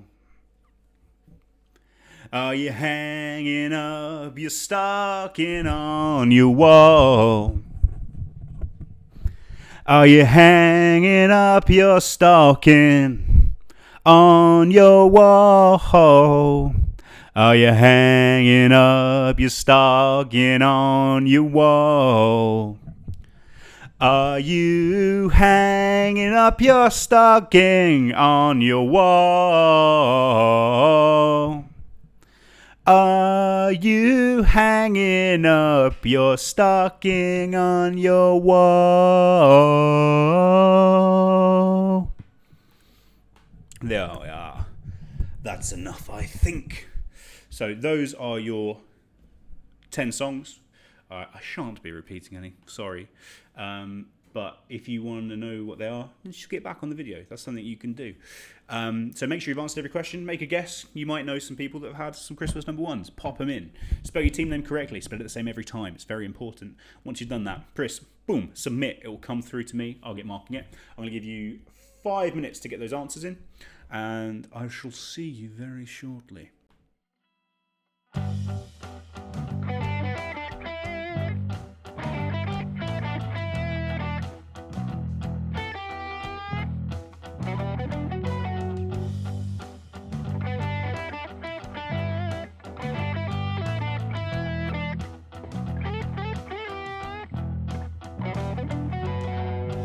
I've wandered up and down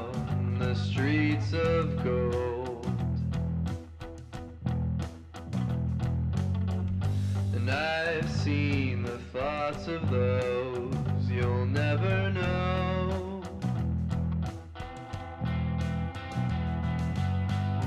I carry wisdom that you can't ignore. I'm not a prophet, no, but I've seen my words unfold before.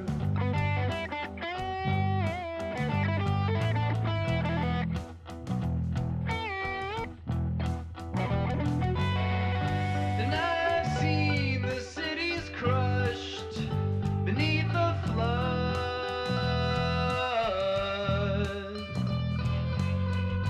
And I've seen the people thirst for each other's blood.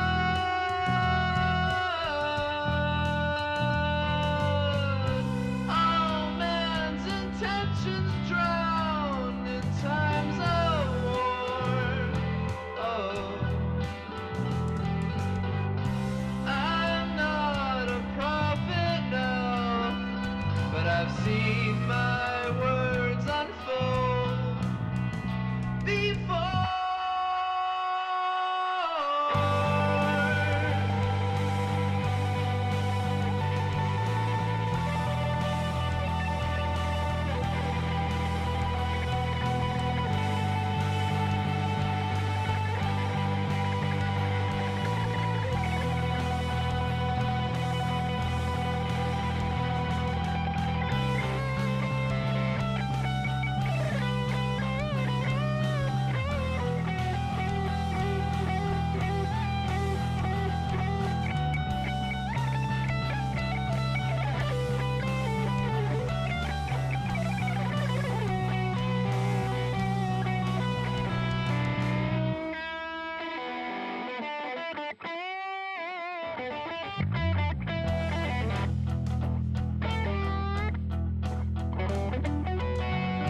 Now every word I spoke is bought and sold,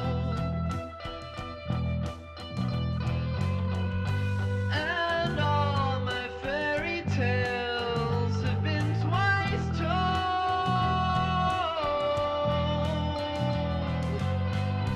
Still, you won't get what you've been waiting for. No, I'm not a prophet now, but I've seen my words unfold before.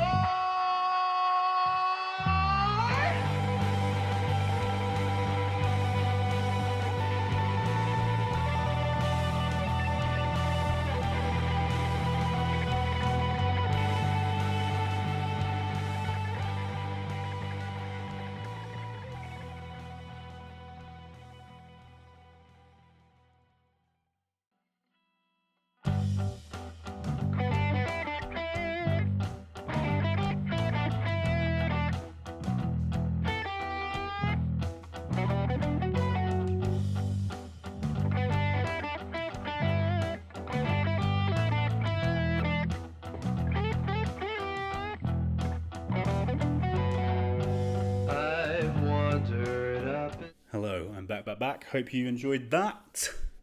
I did. I think it's fun, isn't it? It's just good fun. Good, clean fun. That's what I'm about. That's what I'm all about. How are the answers coming in? Let's take a look, shall we? Still looking for about 2 or 3 more. Get them in. Get them in quick, or I'll disqualify you. Don't you think I won't? 4 more, I think. We're about to go through them. Let me double check the old comms. See what people have said. Elliot said it wasn't as horrific as he feared. That's good. Vander loved it. Most fair round ever. I'll take that. Rodri said it's gold. Shan loves it. Nige says I'm having an existential breakdown, which is true. Tom says this beautifully. Feel like this is a metaphor for 2020. Familiar bits of life on repeat forever. Superb. I love that. Yaroslav, some proper singing, says, wow, some proper singing here. I did get it in towards the end, I think. And also, BBC Sport feed says, our Christmas quiz has been derailed by an awful round, by the way. Are they watching? It seems like they might have. Sorry, those at BBC Sport. Okay. I think I'm looking for one more team to submit. So, submit it. I think it's Cam's team, who are the late submitters at the moment. No, Cam got his one early on this one. Well done, Cam. One more. I'll give you the answers. And if you've not got them in, screw you. You're done. You're donezo. Okay, so here are the answers. Question number 1. That was Don't You Want Me by the Human League. You were working as a waitress in a cocktail bar. I'm sure you got that. Sheffield's Finest. Ooh, one of Sheffield's Finest. That was Christmas number 1 in 1981. Number 2, you definitely got this. Is This the Real Life? Of course, that was Queen, Bohemian Rhapsody. It's probably the most famous song ever. So, you should have got it. That's been number 1 twice. It's the only song, the same recording, to have been number 1 twice, in 1975 on its original release and in 1991 following the death of Freddie Mercury. Number 3, I heard there was a secret chord. That was Hallelujah. It was Alexandra Burke. A couple of these in here are covers, and I did specifically put them in hoping I might trip you up by putting the wrong artist. I think it was a Leonard Cohen song originally. Probably the most famous version is Jeff Buckley's one from his album Grace, but it was Alexandra Burke, the inventor of the phrase "the elephant in the room," of course. Was it the elephant in the room? I think that's the thing she thinks she invented. That was number 1 in 2008 when the X Factor was in its ascendancy. Question number 4, one of 3 number 1s in the row for the Beatles. That was I Feel Fine. I'm in love. That was My Baby something. It's not their best song. I thought it was the one I could sing best and might be the hardest. So that's why I chose it. But it is weird when, men are saying, I love my little girl, and they're talking about their girlfriend. Dodgy. Question 5. Another group to have had 3 UK number 1 Christmases singles in a row. This was the Spice Girls, Two Become One. Maybe their best ever single. They're all the best. They're a wonderful band. That's maybe my favourite one. What was the lyric? Let me find the lyric. Candlelight and Soul Forever. Wow, what does it mean? I don't know. Question number 6. One of my favourites. Mud, Lonely This Christmas. If you ever watch a video of Mud when they're on Top of the Pops performing the song, the lead singer looks about 70 when he's singing it. He's 25. Absolutely terrifying. That's Mud. Number 7, another cover. That was Matt Cardle, again from the X Factor, with the song When We Collide. Originally, it was Many of Horror by Biffy Clyro, but Many of Horror, not a great name for a pop single. I think it's a great name for a single, but Simon Cowell didn't agree, clearly, so they changed it to The Boring When We Collide. But, as has been said before, Biffy Clyro, probably the greatest modern day writers of the power ballad. Number 8, another cover. Originally the song by Yazoo, but the version that got to number 1 in 1983 was by the Flying Pickets. Only You, expertly used at the end of the Christmas special of The Office, of course, and one of 2 UK number 1 singles to have been done entirely a cappella, the other one being the House Martins' Caravan of Love. Number 9, the birth of the reality TV show number 1 at Christmas. That's Girls Aloud with Sound of the Underground. And number 10, you knew it, of course it is, it's Slade, one of the best and most underrated bands of all time, with their Christmas bop, Merry Christmas Everybody, number 1 in 1973. So that's us done for the first half. Back in 10, we're a little bit behind where I'd like to be, so maybe I'll be back. No, I'll say 10. Let's say 10. So at 20 past, we'll be back. I'm going to do all your totting up now. I'll see you in 10 minutes. Grab a bev. Enjoy yourself. Love each other. Don't take life for granted. Deep times. I'll see you in 10 minutes. The curtain's still lowered, it's just before dawn. I'm standing here wondering I've waited so long. By the time the clock strikes 6, I'll be somewhere far, far away. No matter all the tears you shed when you asked me to stay.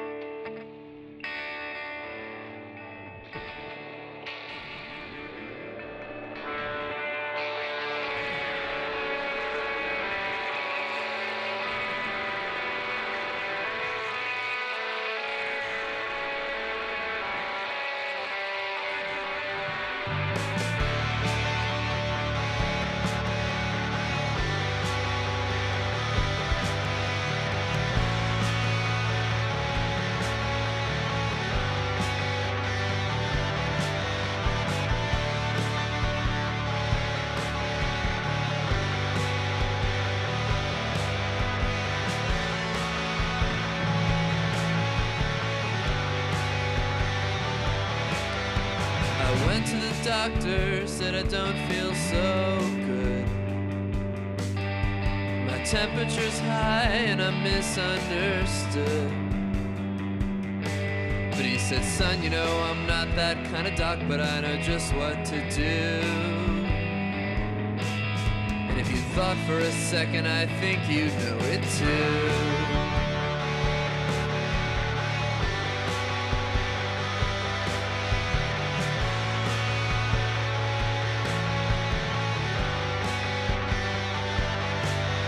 I went to the preacher, said, Father, I've sinned. I spent my whole life living out on the fringe. But he said, son, you know, well, that's not a sin, but I know just how you feel, yeah. I think you should go out and find something real.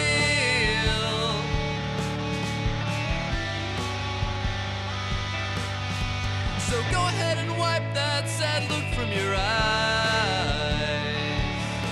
I'm a magic man, you know, you shouldn't be so surprised. I've had a lot of practice, so really there's nothing to fear. Won't all of you please sit back, relax, and watch me disappear?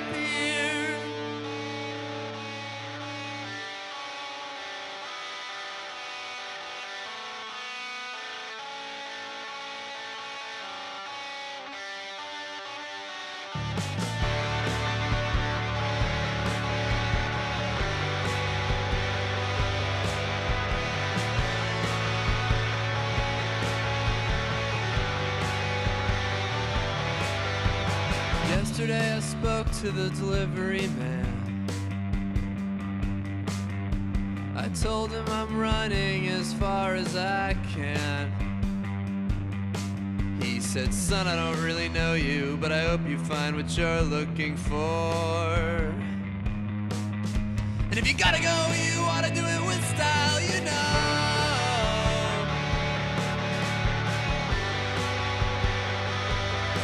Yeah, so go ahead and wipe that sad look from your eyes.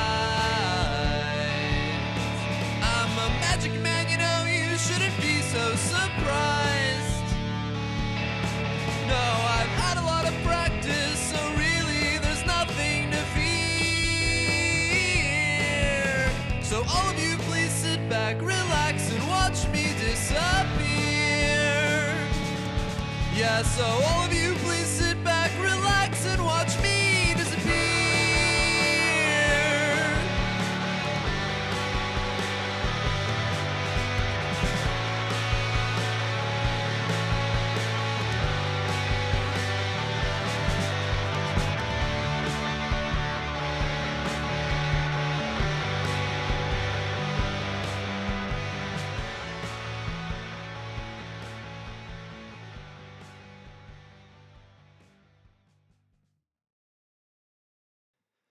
The curtain's still lowered, it's just before dawn. I'm standing here wondering I've waited so long.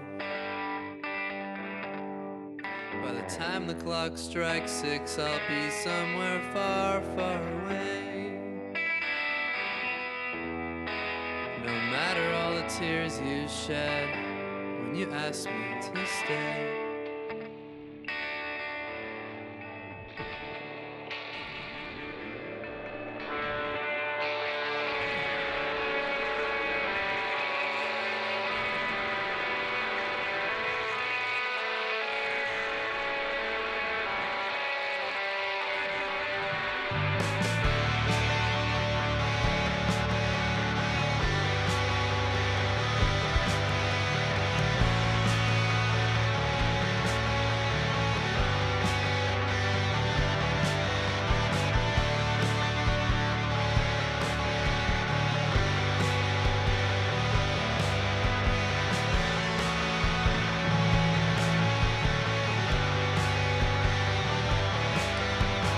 Went to the doctor, said I don't feel so good. My temperature's high and I'm misunderstood. But he said, son, you know, I'm not that kind of doc, but I know just what to do. And if you thought for a second, I think you know it too.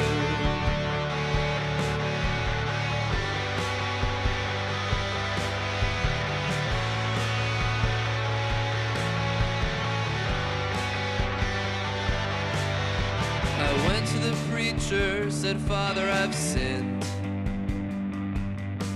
I've spent my whole life living out on the fringe. But he said, son, you know, well, that's not a sin, but I know just how you feel. Yeah. I think you should go out and find something real.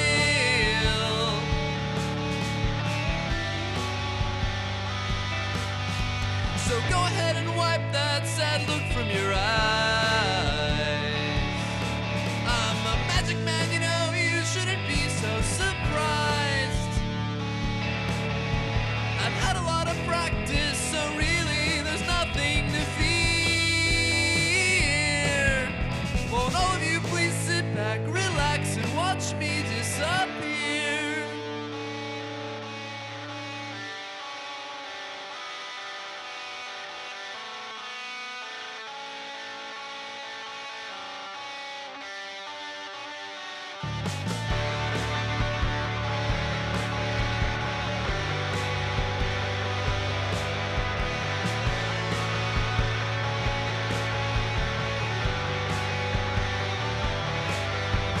Yesterday I spoke to the delivery man. I told him I'm running as far as I can. He said, son, I don't really know you, but I hope you find what you're looking for. And if you gotta go, you ought to do it with style, you know.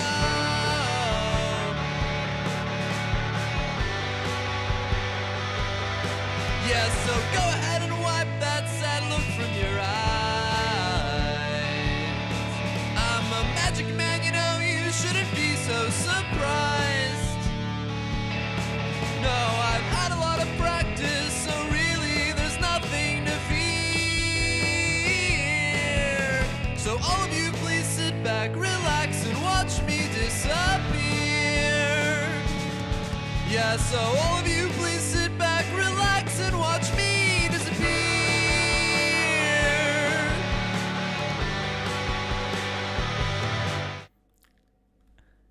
I'm back, very slightly early.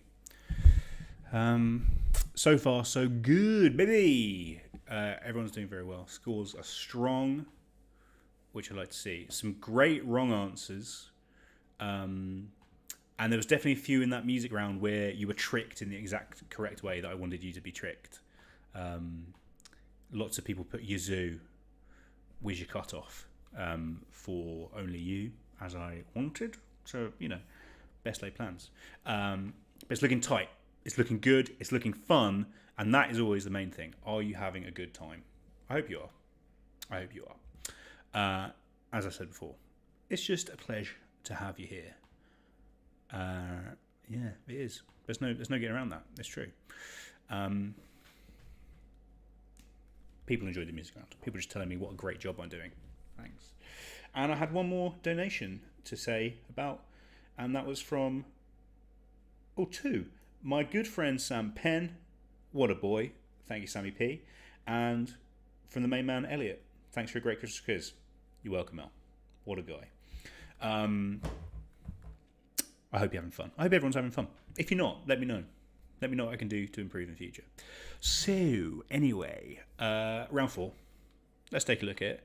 I really struggled with a round 4. I really struggled to find one.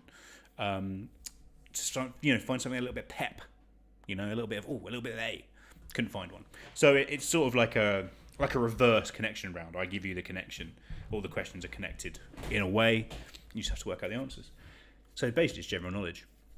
And as I've said in your answer sheet, I really don't think there's any greater, home of the lazy Christmas quiz writer than doing something to do with the 12 Days of Christmas. I've done it many times. It's good, it's fun, it works. But normally I try and do something a bit I had some grander ideas. Let's just say they didn't work out. I've made it work. Basically, there's 10 questions. All of the answers are related to the 12 Days of Christmas. Well, that's all you need to know. That's how it works. You'll be fine. I trust you. Nigel's having fun. Yaroslav says Sean Penn. You talking about the actor Sean Penn? What's he up to? Weird guy. Good actor, but awful human being. And yeah, 3-1 to Manchester United, which is, is pleasing to me for reasons. I'm still wearing these, so I don't need to wear these. Keep doing that. They're just comfortable. They're like a weighted blanket for your head. Let's ask some questions. Let's speed through. So, question number 1 in this round. Who is the youngest person to debut on the UK singles chart at number 1, doing so in 1998 at the age of 15? Who is the youngest person to debut on the UK singles chart at number 1, doing so at the age of 15 in 1998? I'm just checking this. I've got this right because it'd be bad if I should I should have done it before. I know.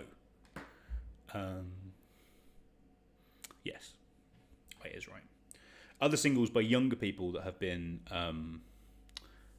I said Sam Penn, not Sean Penn. I was confused there. I wouldn't be friends with Sean Penn. Bad guy. Sam Penn, be friends with him for the rest of my time because he's an absolute ledge. Some people have had younger number 1s, but they songs maybe used to more in the past. You'd maybe debut at 20. You'd work your way to number 1. This single in 1998 went straight to number 1. Who was that person? Question number 2. Currently owned by Bacardi, which brand of alcoholic spirit was developed in Cognac, France in 1997? Currently owned by Bacardi, which brand of alcoholic spirit was developed in Cognac, France in 1997?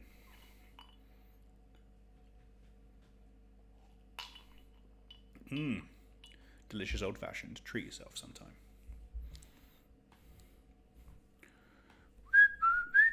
I've got bloody old Biffy Clyro / Matt Cardle in my head, which is odd.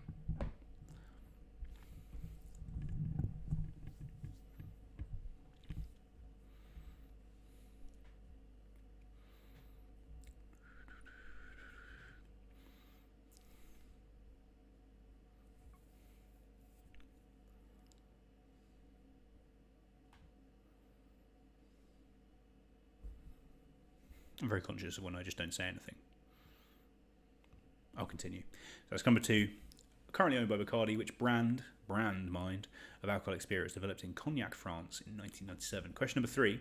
Which football team were promoted and relegated from Division 4 to Division 1 and back again between 1977 and 1987? So they had about 3 promotions in 4 years to get up to the top division, spent a couple of years there, and then gradually made their way down. So 10 years later, back where they started. They've since worked their way back up and have settled a bit more. But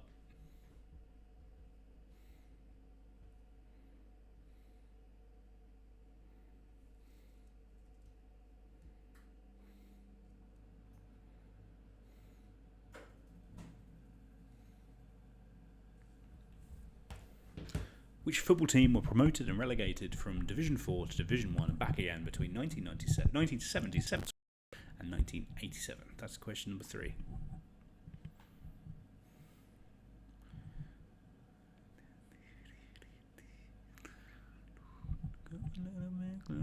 Baby, get it on, 'cause tonight is the night. I've just got that in my head. All hits tonight. To become. And you're looking at the scores, there's some really good scores. Very impressive. No one's perfect, which is great. Some points have been dropped, but there's a couple of teams have only dropped 1. Wowza. A couple of people have only dropped 2. Pretty great. There's still time. So that's question number 3. Name that football team. Question number 4. The phrase, "'Tis better to have loved and lost than never to have loved at all," is attributed to which poet, the 9th most quoted writer in the Oxford Dictionary of Quotations? The phrase "'tis better have loved and lost than never to have loved than never have." It is better to have loved and lost than never have loved at all is attributed to which poet, the 9th most quoted writer in the Oxford Dictionary of Quotations? I can name you. Oh, maybe I can name one other.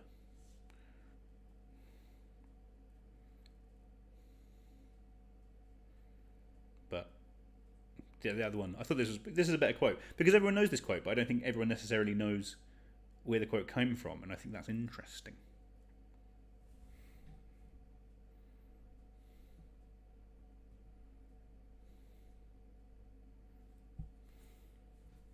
Oh, I got an email. Is it some more? Oh, it's some more donations. Who sent some money? Liam. Thank you, Liam. Liam Wells, a tall man. And the babe that is Daisy Boater. My hero. Thank you very much, Daisy. Daisy also says that she likes my pineapple plant.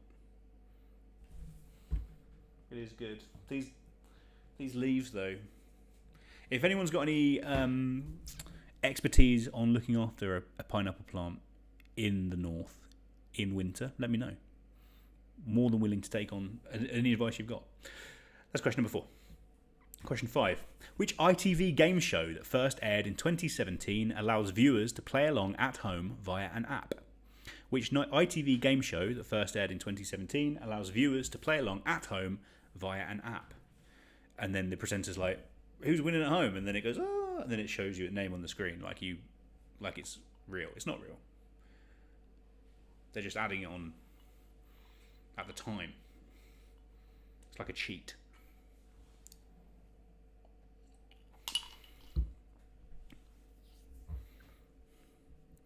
It's not a great show. It's got something about it. I'll give it.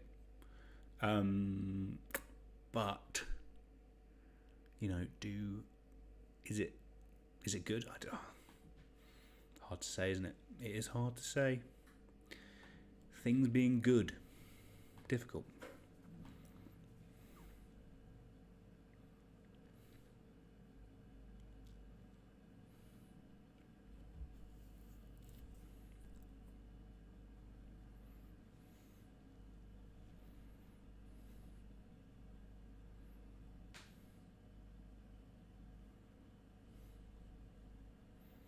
I'm still just singing Biffy Clyro in my head.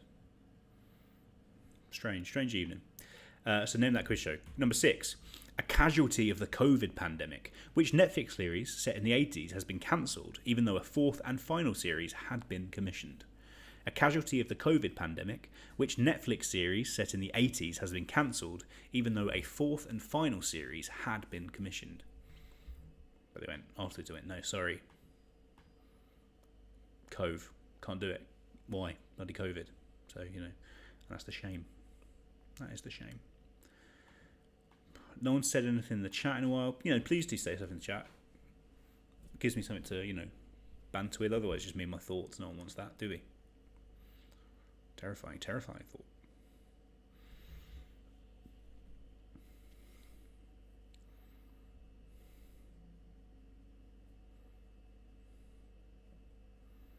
Otherwise, it's just me, singing songs to myself. No one wants that.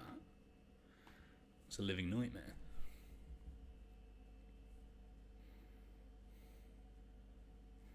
Now I'm singing Mud.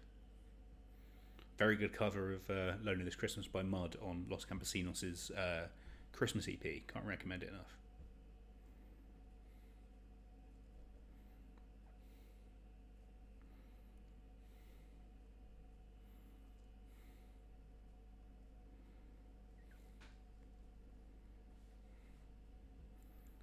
Robert says, I'm too busy screaming internally at the gap in my knowledge that is this round to chat.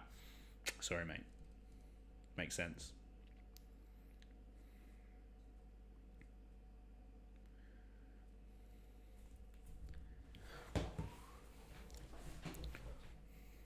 Robert's one of the many people that I've met in this autumn through actual quizzing. Big deal stuff.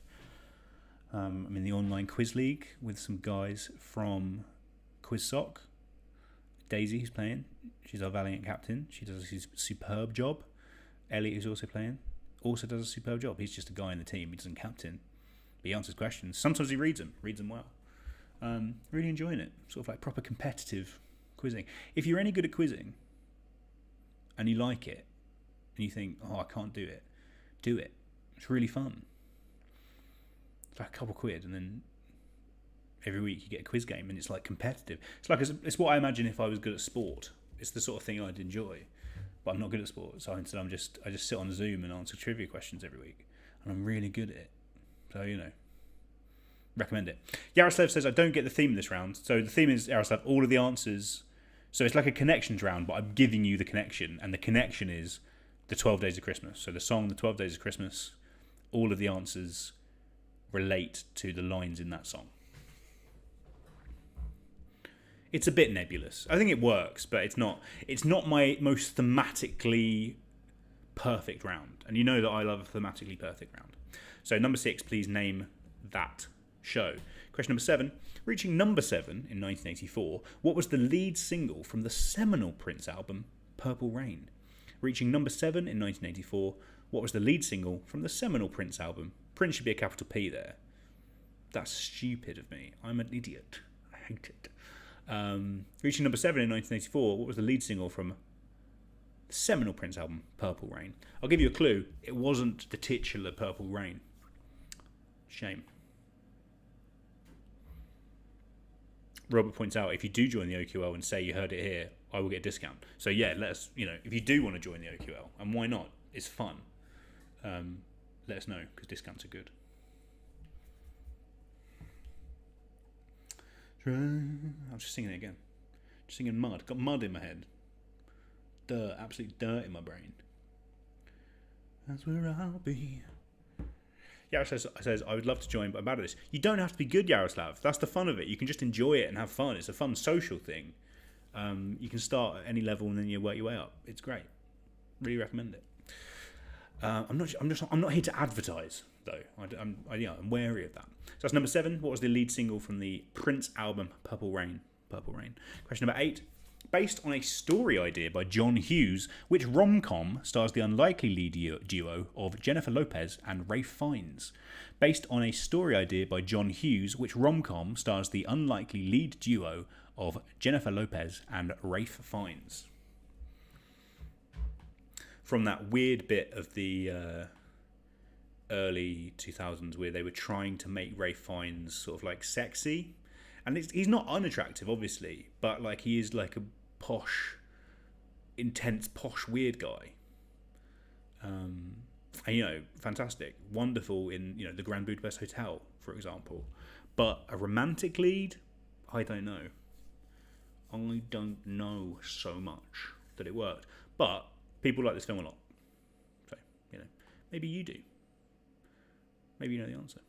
If you do, write it down. And again, the link here, all of the answers have got something to do with the lines in the song 12 Days of Christmas. I was going to make it a bit more cryptic and I was going to have it more complicated, and I went, you know what, just treat the people.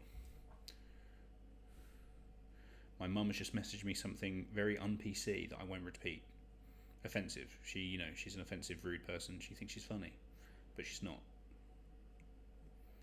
She's offensive.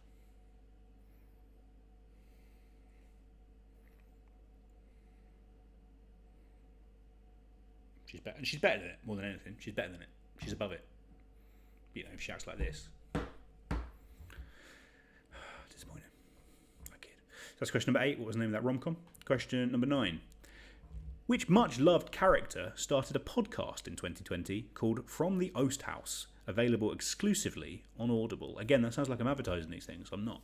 Which much-loved character started a podcast in 2020 called From the Oast House, available exclusively on Audible?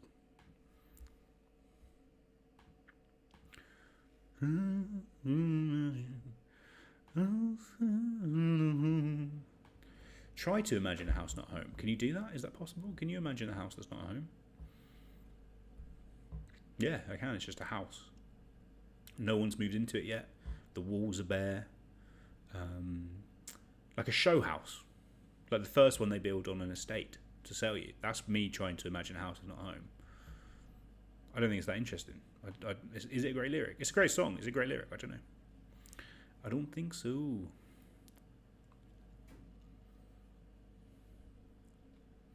But still a hit. Can't deny it. Can't deny.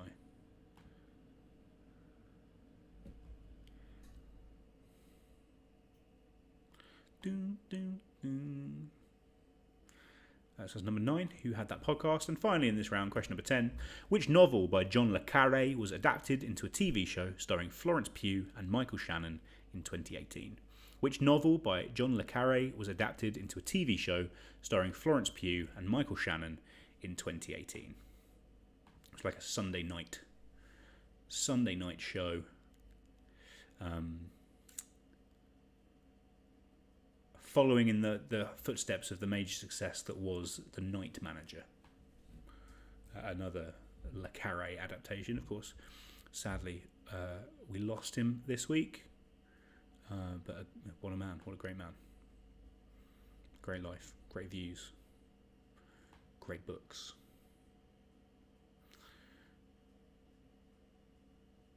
Rob and Elliot having a nice chat about how great I am at quizzes in the quiz league. Kind, very kind.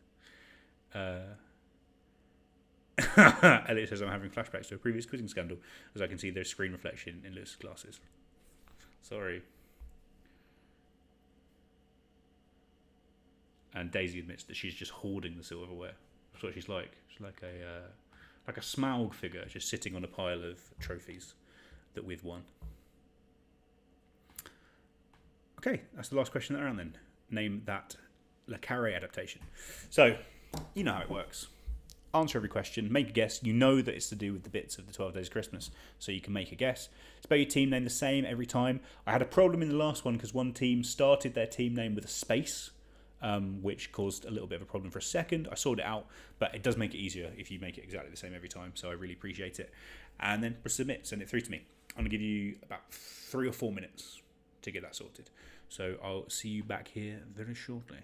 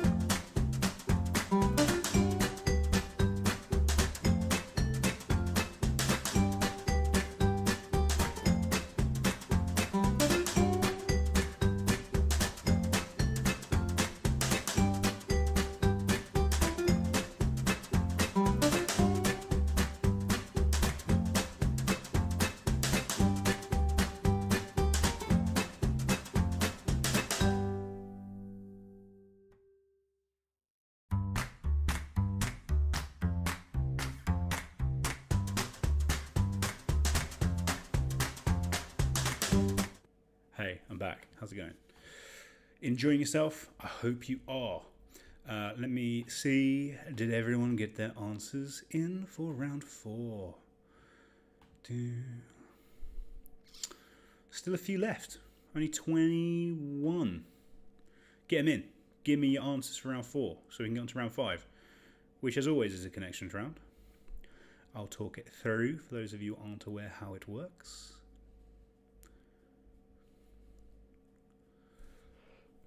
There they are.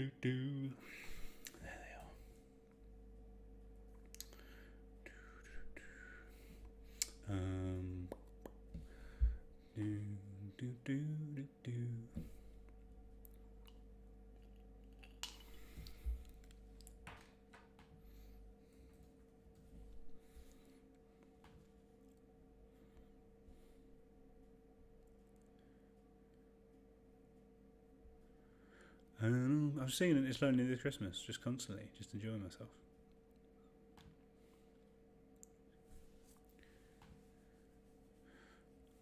Need about one more. One more, I think we need. And come on, hurry and get it in. 2-3, Dave McGoldrick at the double. Wow. Exciting evening. Might be another 3-3. LJ live on YouTube. You'd love to see it. Just me sitting here on my phone. Doesn't get better than, does it, Austin? Dream. Hey. There we are. Everyone's in. Let's take a look at these answers, shall we, for round 4. So all of the answers were connected by the old 12 Days of Christmas, that old chestnut. Let's see what they were. So number 1, who's the youngest person to debut on the UK singles chart? At number 1, doing so in 1998 at the age of 15, was Billie Piper. Because We Want To, a hit single. What a woman. What an absolute babe. Love everything she's ever done, including that song, Honey to the Bee. All great singles. Not so keen on her marrying Lawrence Fox, but very pro her divorcing Lawrence Fox and seeming to hate him. Also, I only really put her in as an answer because I hoped that my sister would be doing the quiz. I don't think she is because Liam's team's called Bryony is Missing. And I wanted to do an impression of Adam Buxton doing an impression of his own dad saying, "Who is Billy?" Which he once said on an XFM podcast, but hopefully Josie and Miz will have got that. So we'll see. That's number 1. Number 2, currently owned by Bacardi, which brand of alcoholic spirit was developed in Cognac, France? It wasn't cognac. I don't think that's a brand. And obviously it has to be... Also, Piper. Piper's piping. You got it? They have to be related to the song. The brand is not an alcohol that you expect to come from France, but it does. It's on the French flag's on it. It's Grey Goose.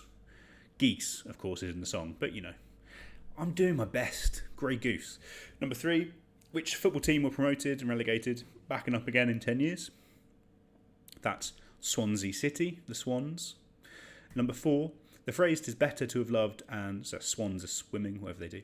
7 swans are swimming. "'Tis better to have loved and lost than never to have loved at all" is attributed to which poet? That's to Alfred Lord Tennyson. Lords are leaping. Number 5, which ITV game show that first aired in 2017 allows viewers to play along at home via an app? Philip Schofield presents it. It's 5 Gold Rings. 5 Gold Rings. Dean Gaffney. Number 6, a casualty of the COVID pandemic, which Netflix series set in the 80s has been cancelled, even though a 4th and final series had been commissioned. That's Glow, or the Glorious Ladies of Wrestling. Ladies are dancing or something like that in the song, aren't they?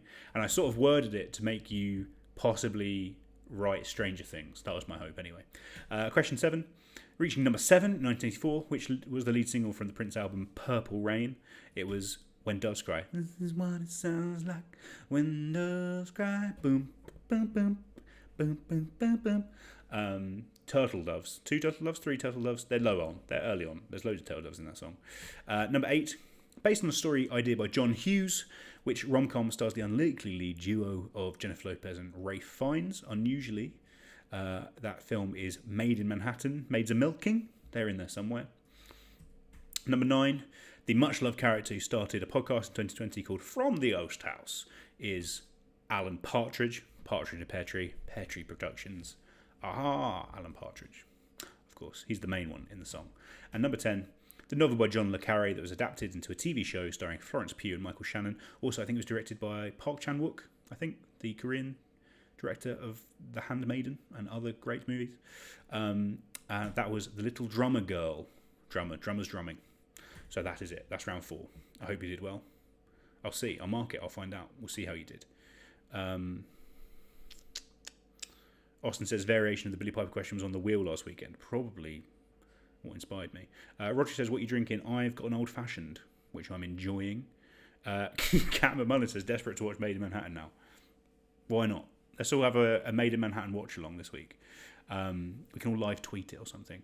Yaroslav says, what shall I cook this Sunday? Give Yaroslav some ideas. He's, the man's from Russia. He doesn't know all about our foods here, or the foods of the world, perhaps, that people do at Christmas. We had a really good conversation the other day about Christmas foods and what we do. Give him some ideas. It's an exciting time, sharing each other's traditions, I think. Anyway, so it's 10 to 10. Let's get this one done, shall we? Meaning the whole quiz and this round specifically. So this is a connections round. It works like this. I'm going to ask you 10 questions. The first 9, it just seems like normal general knowledge. It will seem like just classic general knowledge on all sorts of different subjects. But there will be something about the answers which connects. That could be they all include words with the same meanings. They all are all words related to a different thing. It all could be words that go before or after another word, something like that. So think about it. Think about the options.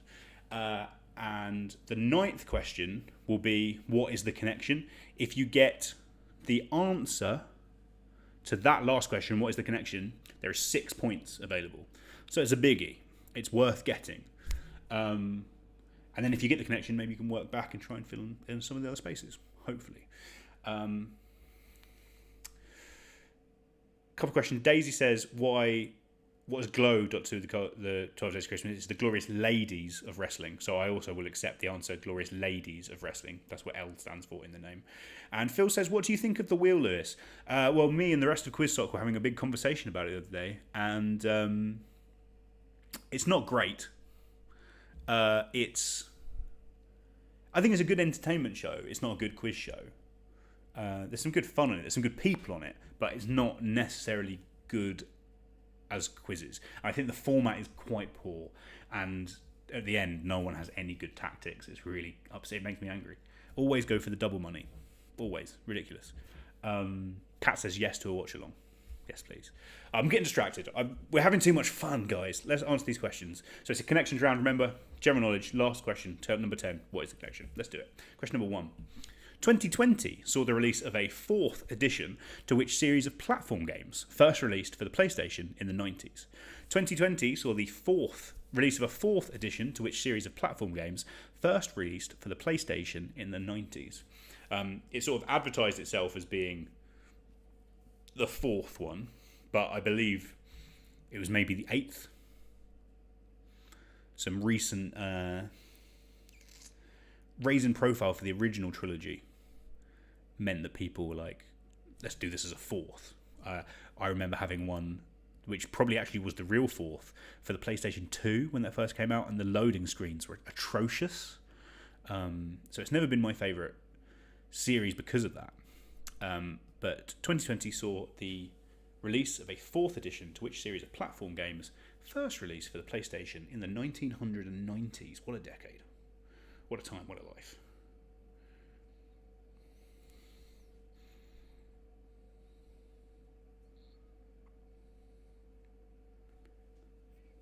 Now I've got two becomes one in my head.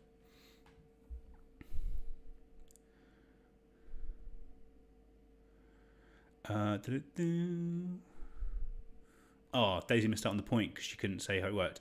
I'll see what you did put, Daisy. Maybe we can work something out. And it says last week was better, previous weeks were poor, presumably relating to the wheel. Well, at least they won in the first 2 weeks. Like, no one winning this week was really disappointing. But yeah, you're right. I think you're right in terms of the celebrities. They're quite dumb. Rodri says, what do I think of Dara Ennis, the Menace? D. Ennis, the Menace. I think he's great. I really like him. I have a vague feeling that I met him once at an audition for Cash Trapped. And actually, next season in the online quiz league, our team will play against his team. I hope to have a chat to him about it to see if it was him. But I think he's doing really well on the chase. I think he's fun. I know Laura Matthews, who's doing this quiz, really fancies him because he posted a video on Instagram yesterday of him like doing up his bolo tie. I think he's good. Also, I think it's just great that the chase has had, it's the 6th chaser, and it's only the second time that one of the chasers is a white man. I think that's it's a good sign for quizzing. Of course, mostly when it comes to Dara, I think it would be better if it was me. Particularly because I score higher than him in the online quiz league. But hey, you know what you can do. That's question number 1. Question number 2. Sometimes known as the garbanzo bean, from which pulse is gram flour made? Sometimes known as the garbanzo bean, from which pulse is gram flour made? Yaroslav says full time, so I think that's full time. Another 3-2 thriller for Manchester United. Bunch of fools, but hey, at least Sheffield United have scored. I mean, sadly, I don't think there's many defences as porous as Manchester United's, but got to be a good sign. Rob says, how much is John paying you? He's not paying me, but the OQO is excellent. I really say you should join in. So that's question number 2, sometimes known as the garbanzo bean, from which pulse is gram flour made? Question number 3, valued at £1 million, the most expensive item to ever appear on Antiques Roadshow was a bronze maquette of which sculpture? Valued at £1 million, the most expensive item to ever appear on Antiques Roadshow was a bronze maquette of which sculpture? A maquette, of course, is a sort of like model of a sculpture, a small to scale, smaller version, so you can then work up when you're doing the bigger version. But I think this probably one was about that big. It's the early that you work up to. It's the most expensive thing to ever appear on the Antiques Roadshow. But it was one of those things on the Antiques Roadshow where they bring it in and they're like, hey, look at this thing that's expensive, rather than being like, oh, I bought this brooch in a charity shop for a penny. And then it's like, this is worth £1 billion, which is what you want every item to be on Antiques Roadshow. Apart from the items where it's like a insufferable Karen of a woman who is like, oh, I paid £10,000 for this, and is expecting it to be £100, but it's worth a tenner. Those ones are pretty sweet. So that's number 3. Austin says, are Sheffield United going to set the new points record this year? Oh, it looks likely, doesn't Austin? It's sad to say. Sheffield United did so well last year, that it's disappointing. Especially, they're one of the main reasons that I ended up in Sheffield. I applied to this degree through clearing on a whim, because I was at home kind of depressed about everything in my life, watching Match of the Day 2, and they had like an opening video with Sean Bean going like, yo, Blades, they're back, the city, and they're back and they've got blades, and football, it's in their blood like a bit of metal that's been in a crucible, and it's great. And I heard that and I went, you know what, yeah, bloody Sheffield, I should see what's happening, let me get a degree. Worked out, great life decision for me, but a little bit of a dip, sadly, for the old Blades. But could be worse, could be Sheffield Wednesday, who are tanking it in the champ, I'm afraid. So that's question number 3. Name that sculpture. Number 4. With a name referencing The Wizard of Oz, which Elton John album features hits such as Candle in the Wind and Benny and the Jets? With a name referencing The Wizard of Oz, which Elton John album features hits such as Candle in the Wind and Benny and the Jets? Name them. Who are they? Let me know. Who are they? What is the name of that?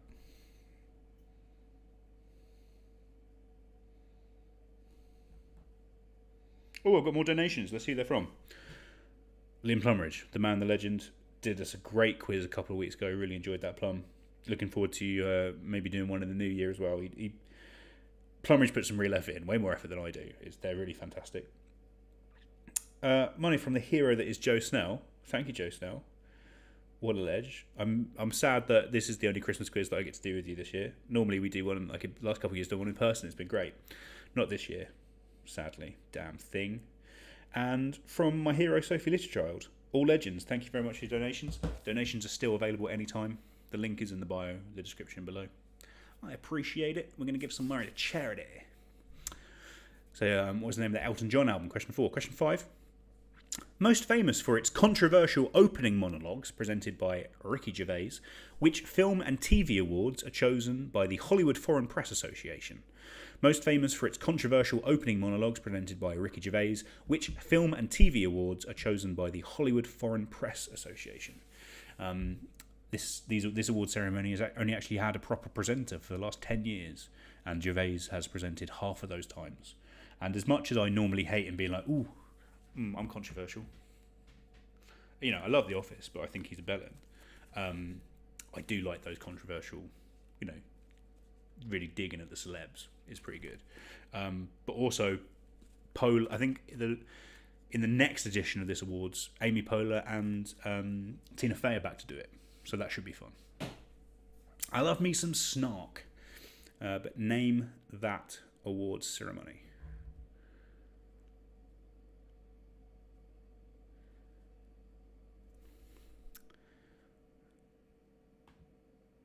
Old Gervais, Ricky Gervais, you know. I don't give shitty jobs. If a good man comes to me and says, "Thank you, David, for the opportunity, but I want to bet myself, I want to move on," I can make that dream come true too, aka for you. Come a little bit closer, baby. Get it on. Tonight is the night when to become one. I'm just going to be singing Spice Girls for the rest of my life. I don't mind it. I do not mind it at all. A lot of people got Swansea in the last round. Normally football is difficult for people. Or a lot of people went for Byron instead of Tennyson. That's I didn't think about that, but good. Someone just said ITV is rubbish, so I don't know about Five God Rings, which can't disagree. That's lovely. Boom, boom, boom.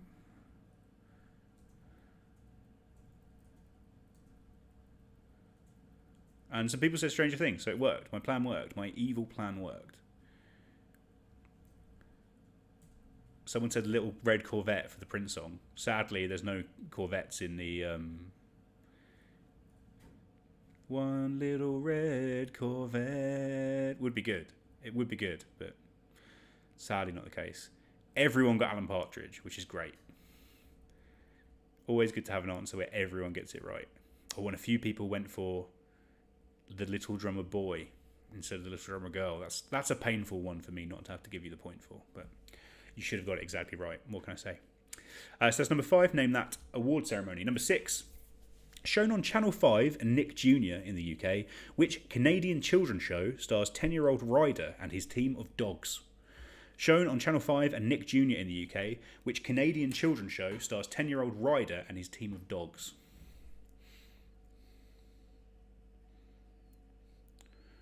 Got a message from Liam Plumridge just telling me what an excellent job I'm doing. Kind of him.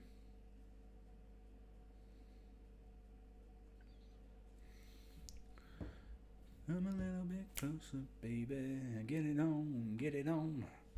'Cause tonight is the night when to become one. What a song. What a song. I think I'm going to probably stick to my idea that is the best song by the Spice Girls. I've always been a stop man myself.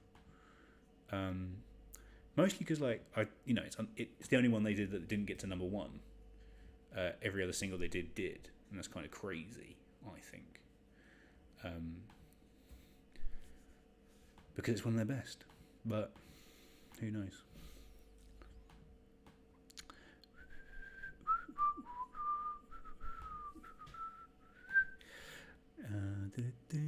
Sort by column H.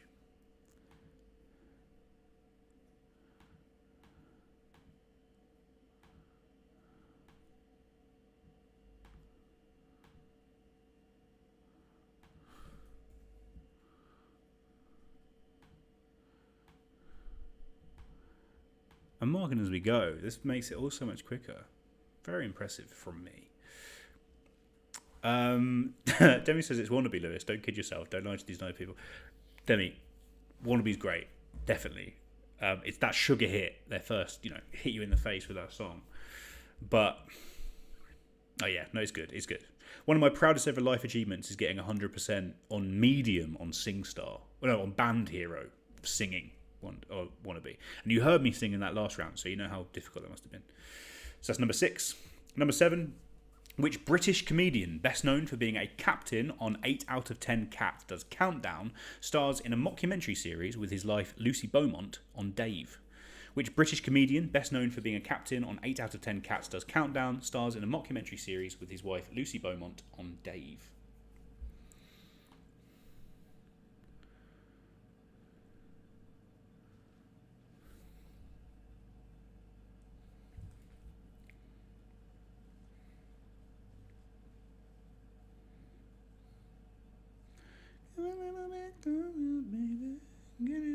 Do it again. Stop it.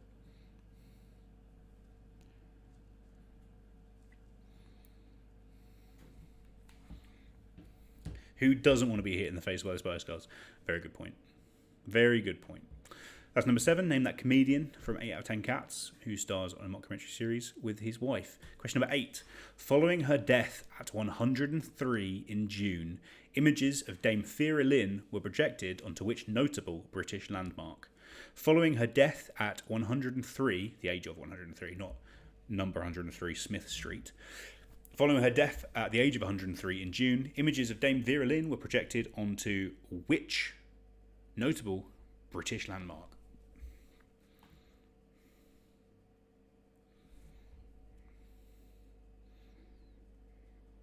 Robert's very happy with some points. Yariso says, when did you do shorthand for the last time? It's been so long since I did any shorthand, mate. I can't be bothered. I'm not, there's some people out there who've got, I'm not Oliver. I'm not Katie. Those are the only 2 people that I've seen that have definitely got their 100. Massive respect for them. Lovely people. But is it for me? I don't think it's for me. Cannot be asked. The main problem with the journalism degree is that it's really been a year and a bit where I just have really gone, all journalism is a gutter full of arseholes, which is probably not ideal. Probably. There's some lovely people. Everyone in the course is lovely, and the staff are lovely, the faculty. But, God, it's horrible, isn't it? Horrible out there. Horrible out there. Not all of it, but most of it. And it's all owned by billionaires. Do you know that? 68% of national newspaper readership is owned by a billionaire. By 3 billionaires. Not good. I'm ranting. Let me stop. That's number 8. Where did they project Dame Vera Lynn? And finally, question number 9. Invented in 1950, which device can respond to questions with sayings like, don't count on it, it is certain, and outlook, not so good? Invented in 1950, which device can respond to questions with sayings like, don't count on it, it is certain, and outlook, not so good? Obviously a Gmail fan.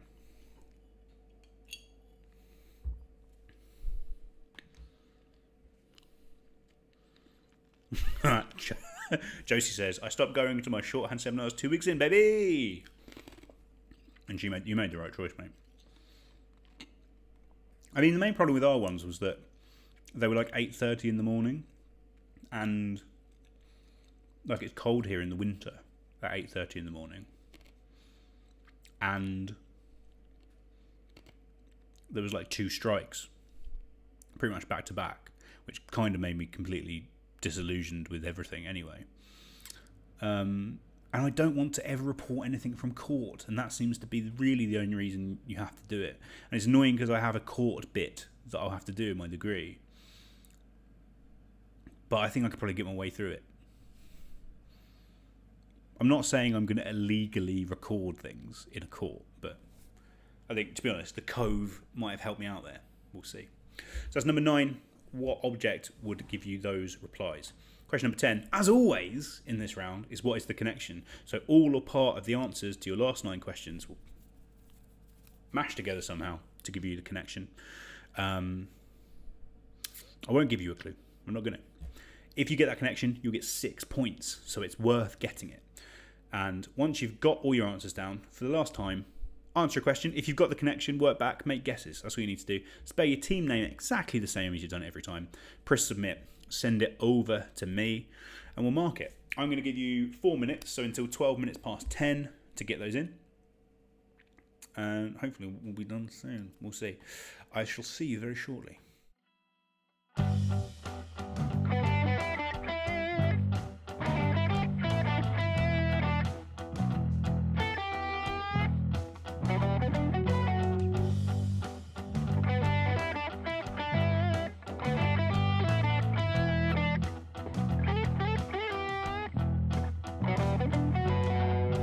I've wandered up and down the streets of gold, and I've seen the thoughts of those you'll never know.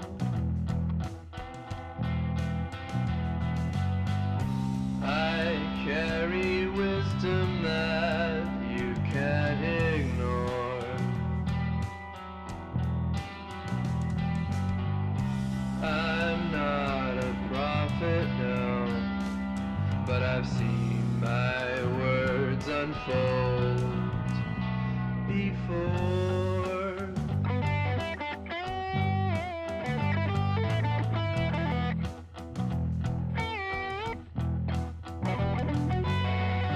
And I've seen the cities crushed beneath the flood.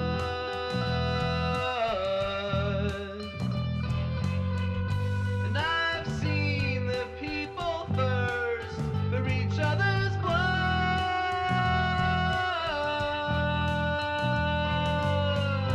All man's intentions drown in times of war. Oh, I'm not a prophet, no, but I've seen my words unfold before.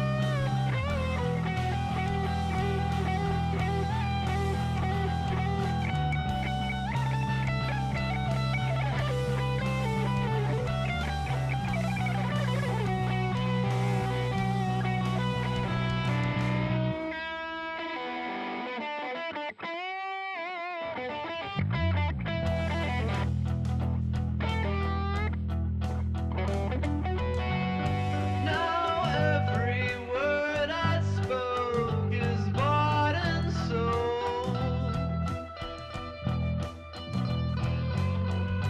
and all my fairy tales have been twice told.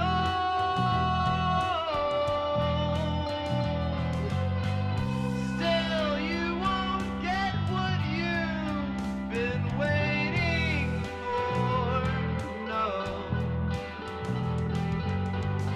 I'm not a prophet now, but I've seen my words unfold before.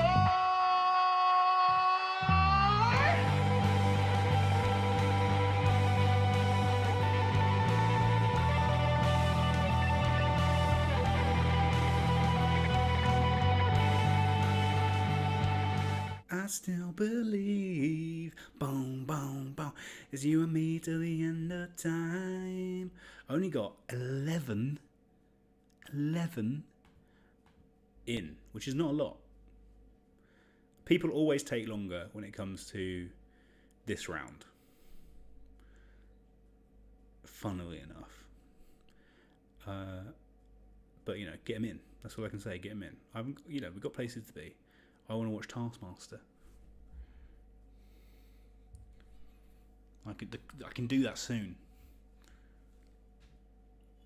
No spoilers for anyone. I know there's people that want to watch Taskmaster.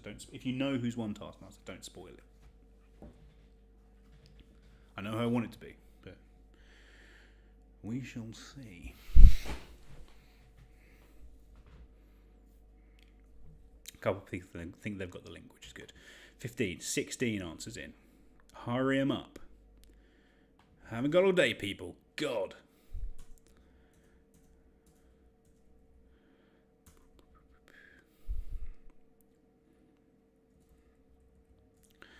Do do do do do do do do do.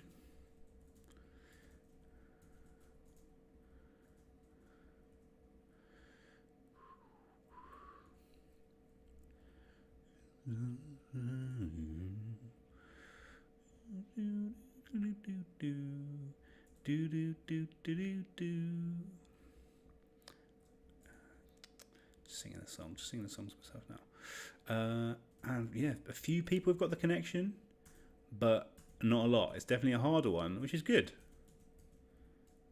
It's been a while since I did a hard one. Need about 5 more answers left to come in. So, you know, if you could, I would appreciate it.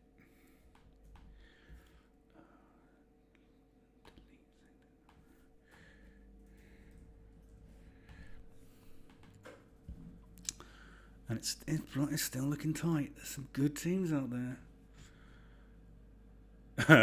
Robert says, I've got a link, but probably not the link. That's good, mate.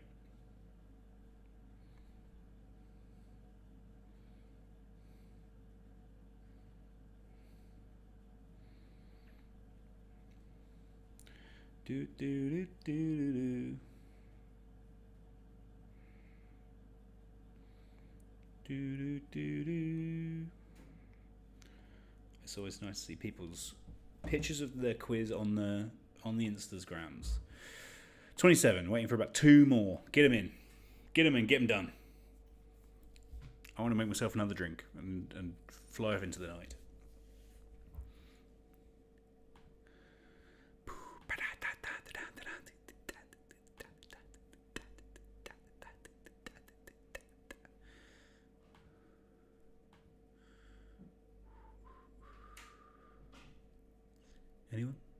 Anyone?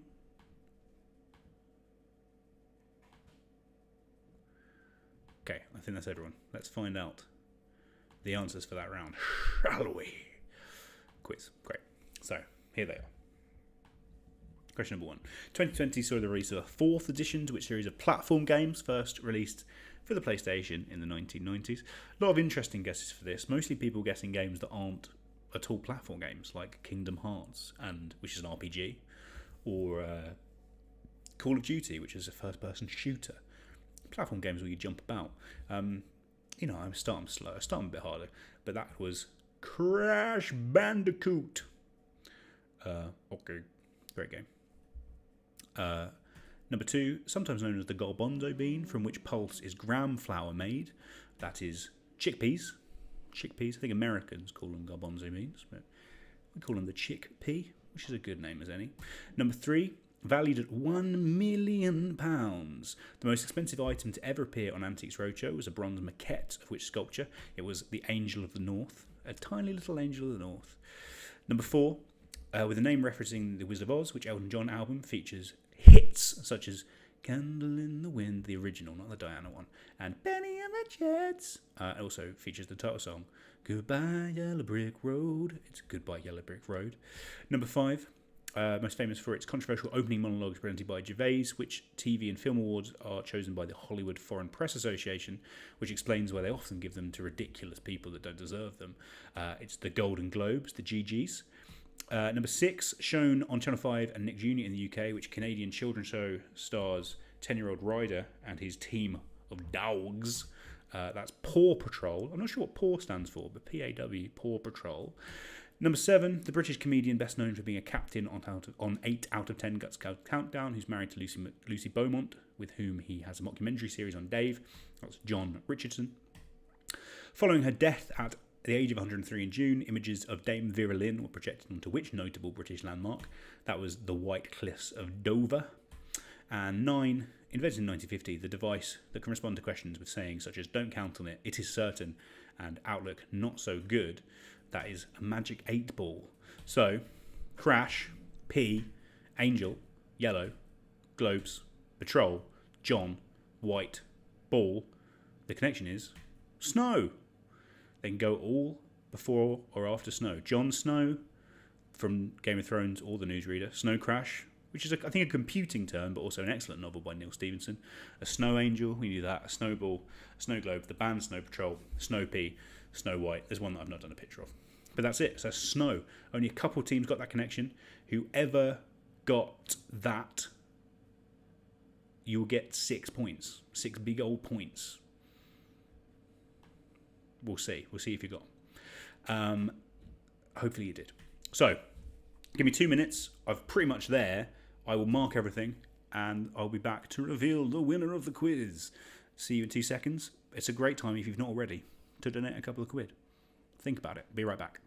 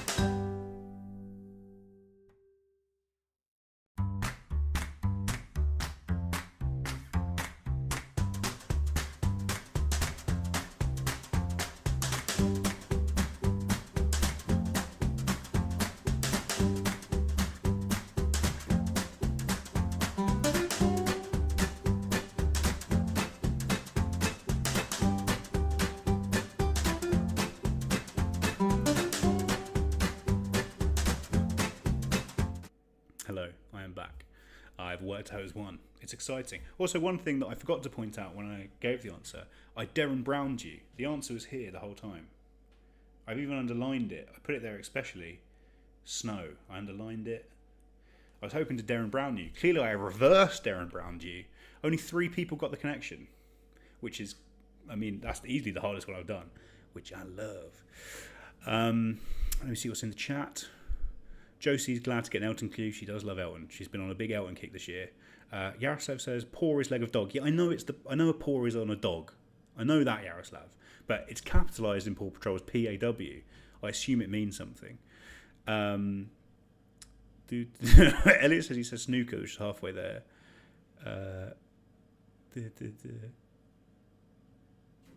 Yeah, I did go for offensive one. Some people did clearly come up with their own connections, which were good.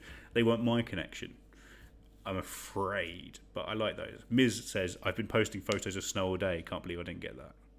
That's fun. That is fun. Anyway, we've got a winner. There's a winner of the quiz. They won by a point, a single point. But I'm mostly glad that I don't have to do a tiebreaker because I hadn't worked it out. So let's see. Here I am. Let me get the means to contact them. Do. Boom, boom.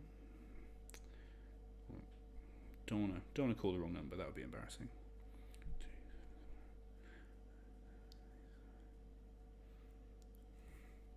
Okay, here we go. Ringing.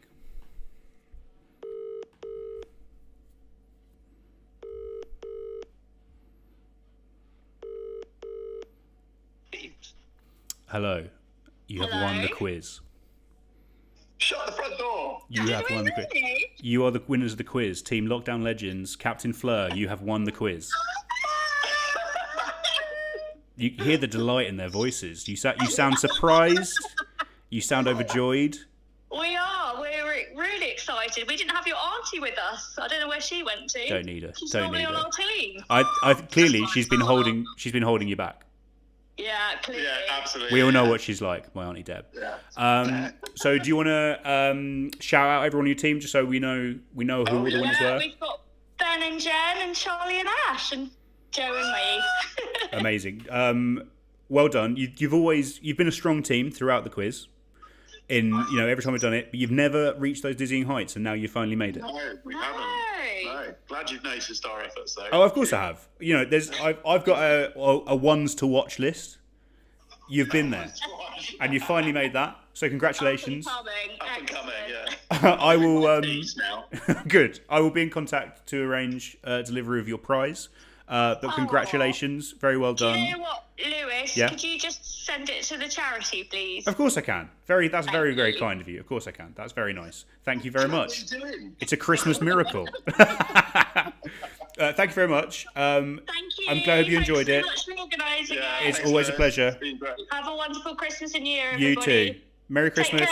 Bye-bye. Bye. Bye. Wonderful. Wow, Fleur and Joe Harker there. The Lockdown Legends themselves. They won. They scored 52 points, a very good score, dropping 1 point each on rounds 3, 4 and 5. They did get the connection. One of only 3 teams to get the connection. Unsurprisingly, the 3 teams that got the connection are the top 3 teams. In second place was Fenn's Christmas Special, multiple winner of this quiz with Captain Jenny. They were 1 point behind on 51. And a great showing from the Party Pigs, Laura and Vanda, who scored 50. So they were only 2 points off the top.